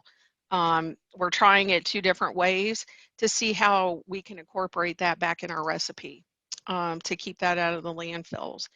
One of our corporate initiatives, very much like everybody else, is carbon neutrality. So we're working very hard on energy efficiency. We were granted an expansion for our building due to the amount of work that we're doing for the automotive industry.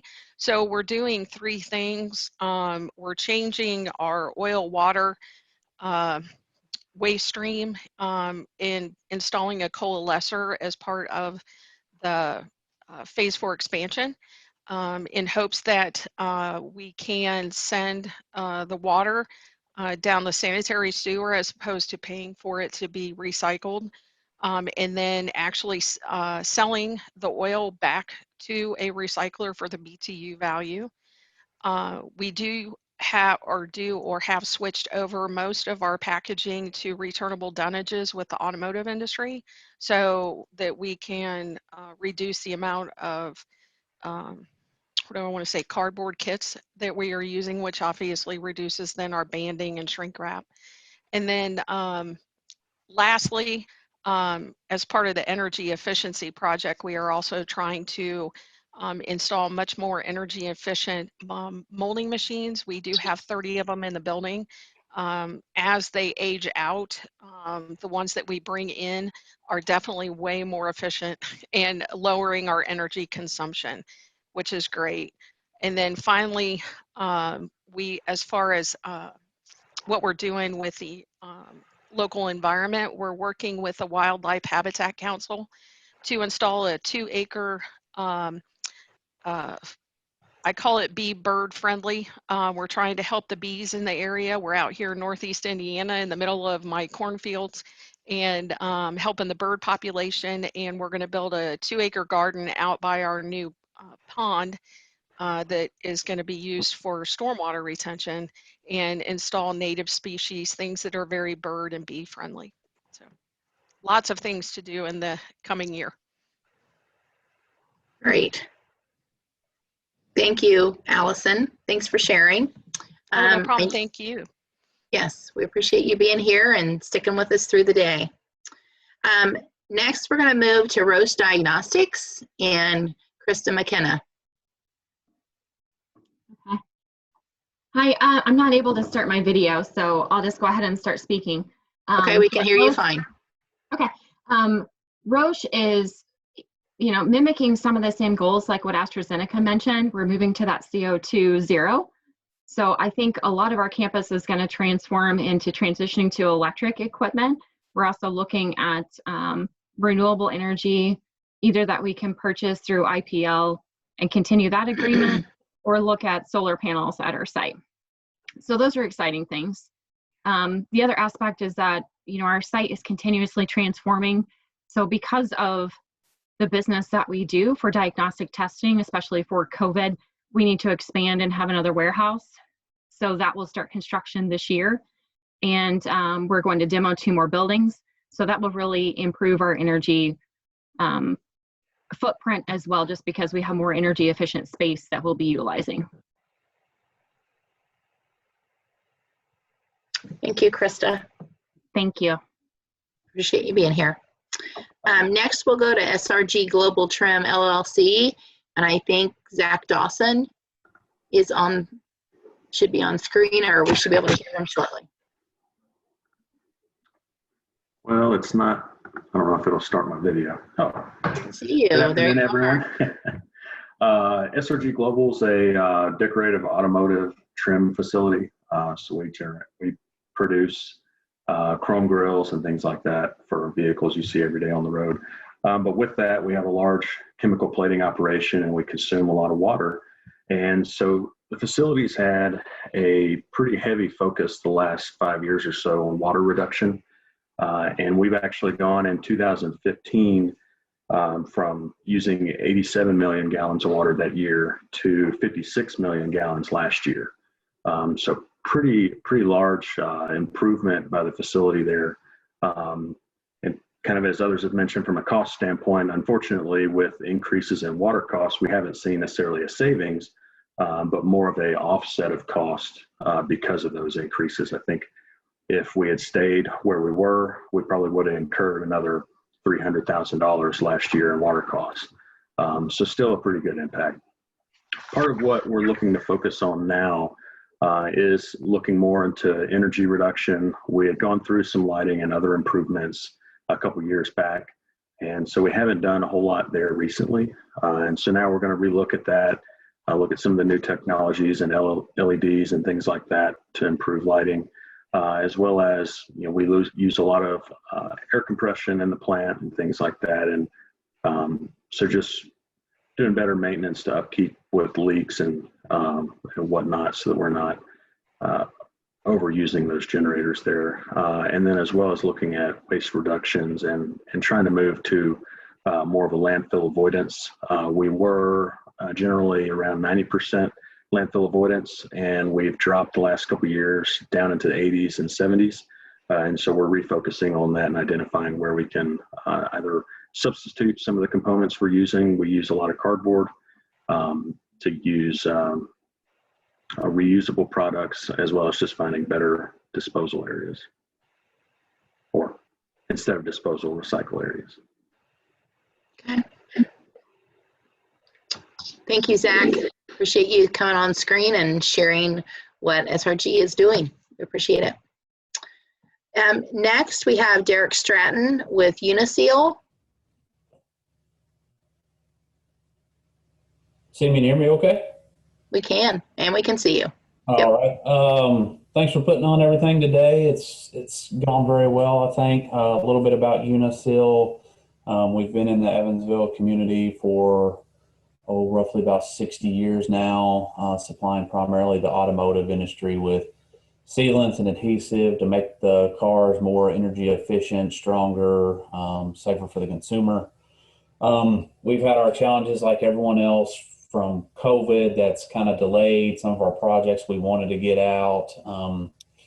We had plans to work with Wellsome and Woods Nature Preserve here previous year.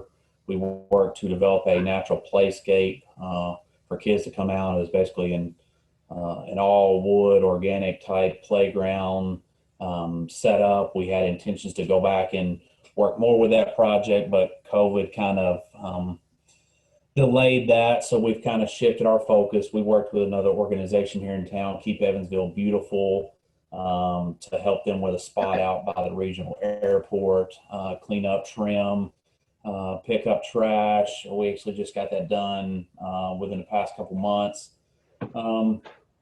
We also had a slight delay with, we're starting now to look more outside with what we can do in our supply chain to see what kind of environmental impacts they're having.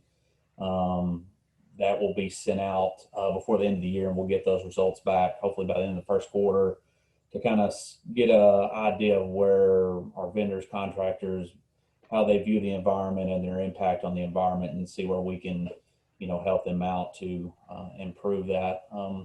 We've got exciting things that we didn't necessarily identify with any of our projects. We were I think we're the only company in the state of Indiana to work with Vectren to implement the ISO 50001 ready program, energy management system. So we've started to work on that documentation and with Vectren and Nexant, a representative out of Idaho coming in.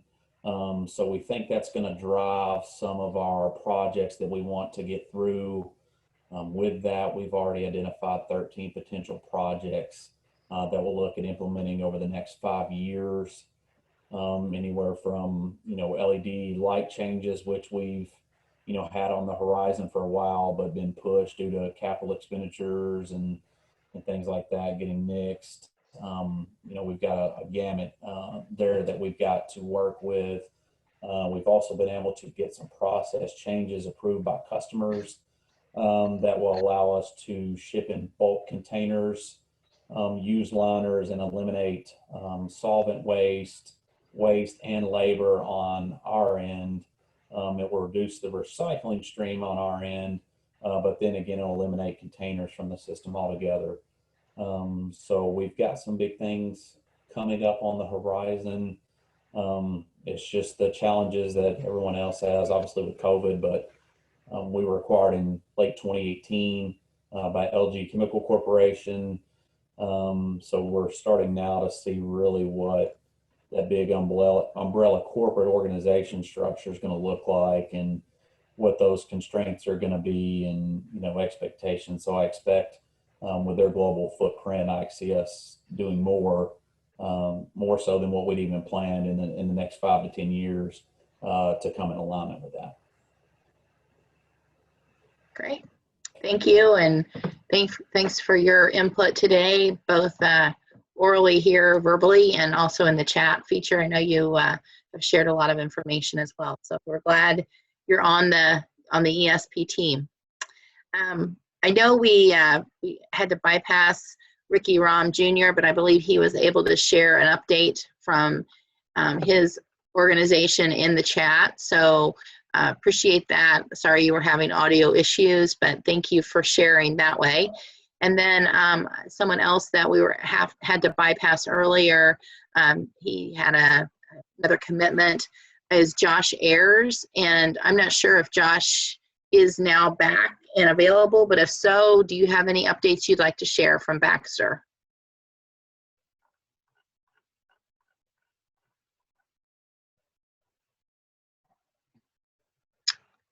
Okay, he did place in the chat that he had been busy today and in and out of this meeting, but appreciated being a part of it. And I just wanted to give him another opportunity if he was available. Okay. I also just wanted to call your attention to Kim Brown. She put her Yes. update in the chat as well. Yep, I was just getting ready to say that. So. Okay, sorry. No, you're fine. Great. Well, I think that is the listing that we had ahead of time. I don't know if there's anyone that I have omitted. I certainly did not intend to, but if there's anyone that I have omitted, if you want to come off mute and share, just give you a couple seconds to do that in case I failed to call upon someone.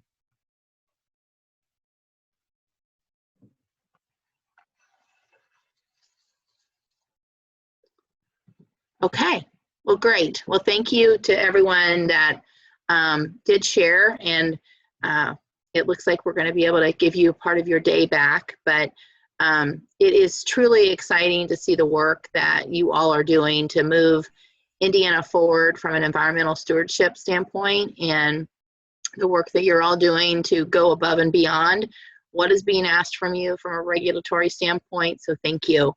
But before I adjourn, I would be severely remiss if I didn't recognize 3 of our wizards behind the curtain today. They are the ones that have organized today's program. They have communicated with each of you in one way, shape, or form, and they're operating the technology in the background. And so I would ask that my 3 colleagues come on a screen, and they know who they are. Jennifer Collins, the manager of our Pollution Prevention and Compliance Assistance section. We also have Jean Fix, who coordinates and manages our Environmental Stewardship Program and our Partners for Pollution Prevention, and Kristen Coasters, who is our Executive Administrative Assistant and is all things social media and technology to our group. We could not do this work without her. And so I would just ask that all of you thank them, help me in thanking each of them for the work that they do behind the scenes, and also in the communication that they have with all of you. So thank you, Jennifer, thank you, Jean, and thank you, Kristen, for your work today. We appreciate it. Thank you. You're very welcome. And I did want to call your attention to a couple other questions that were in the chat. So okay, go ahead. Answer those. If I have missed them. Yeah, I think Rhonda had a question, and she had submitted that to us earlier before this meeting. She would like to know what system or tool everyone is using to help maintain their environmental data. And so if you have a great tool that you're using, can you please put that in the chat to share that with her? We would appreciate that. I know that they're looking for something. And there was one other question. It was related earlier to, sorry, lost it here.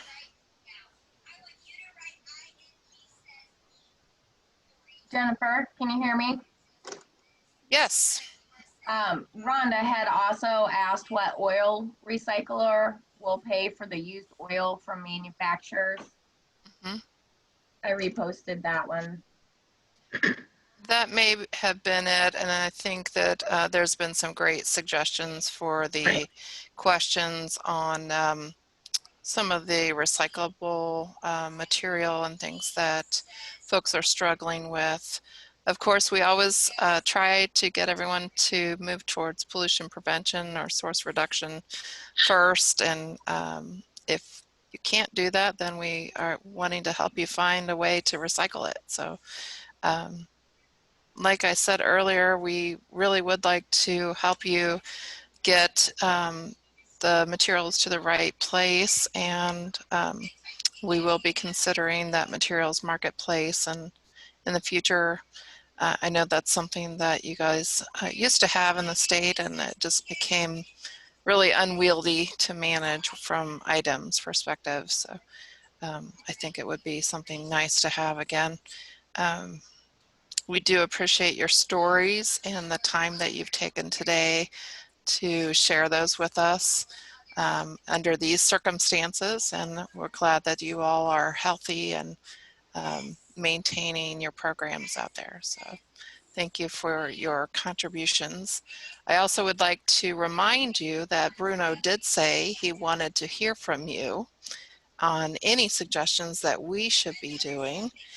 So if you have recommendations, you are the leaders in the state, and I would really encourage you to reach out to Bruno or Julia or myself or anyone in the agency to make your recommendations. And if you're struggling in any area with any of our processes, or if you're struggling with permits, please reach out to us.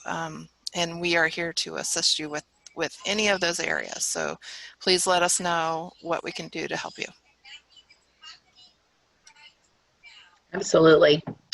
Well, I think we're going to end at this point. Hopefully this has been beneficial for all of you. We appreciate you signing on and being a part of our annual meeting today. We will be sending out a survey, so look for that in your email. Jean Fix will be the custodian of that. And I think that would be a great place, as Jennifer re-emphasized, to share with the commissioner anything that you would like to share that we can elevate to him, or you can certainly always reach out to the commissioner. He's very accessible that way. But we look forward to continuing our work with you in 2021. I think everybody's anxious to get to 2021 and to leave this year somewhat in the rearview mirror. But there have been some great things that have come from this global pandemic that has struck our nation and this world. And I think those are the silver lining opportunities that we need to hold on to and figure out how we muster support for those things and move forward. So look for the survey.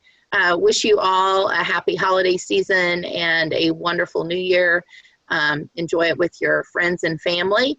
Stay safe and healthy, and we will see you soon. Look for more information from our group. We'll keep you informed. Have a great afternoon. Bye-bye.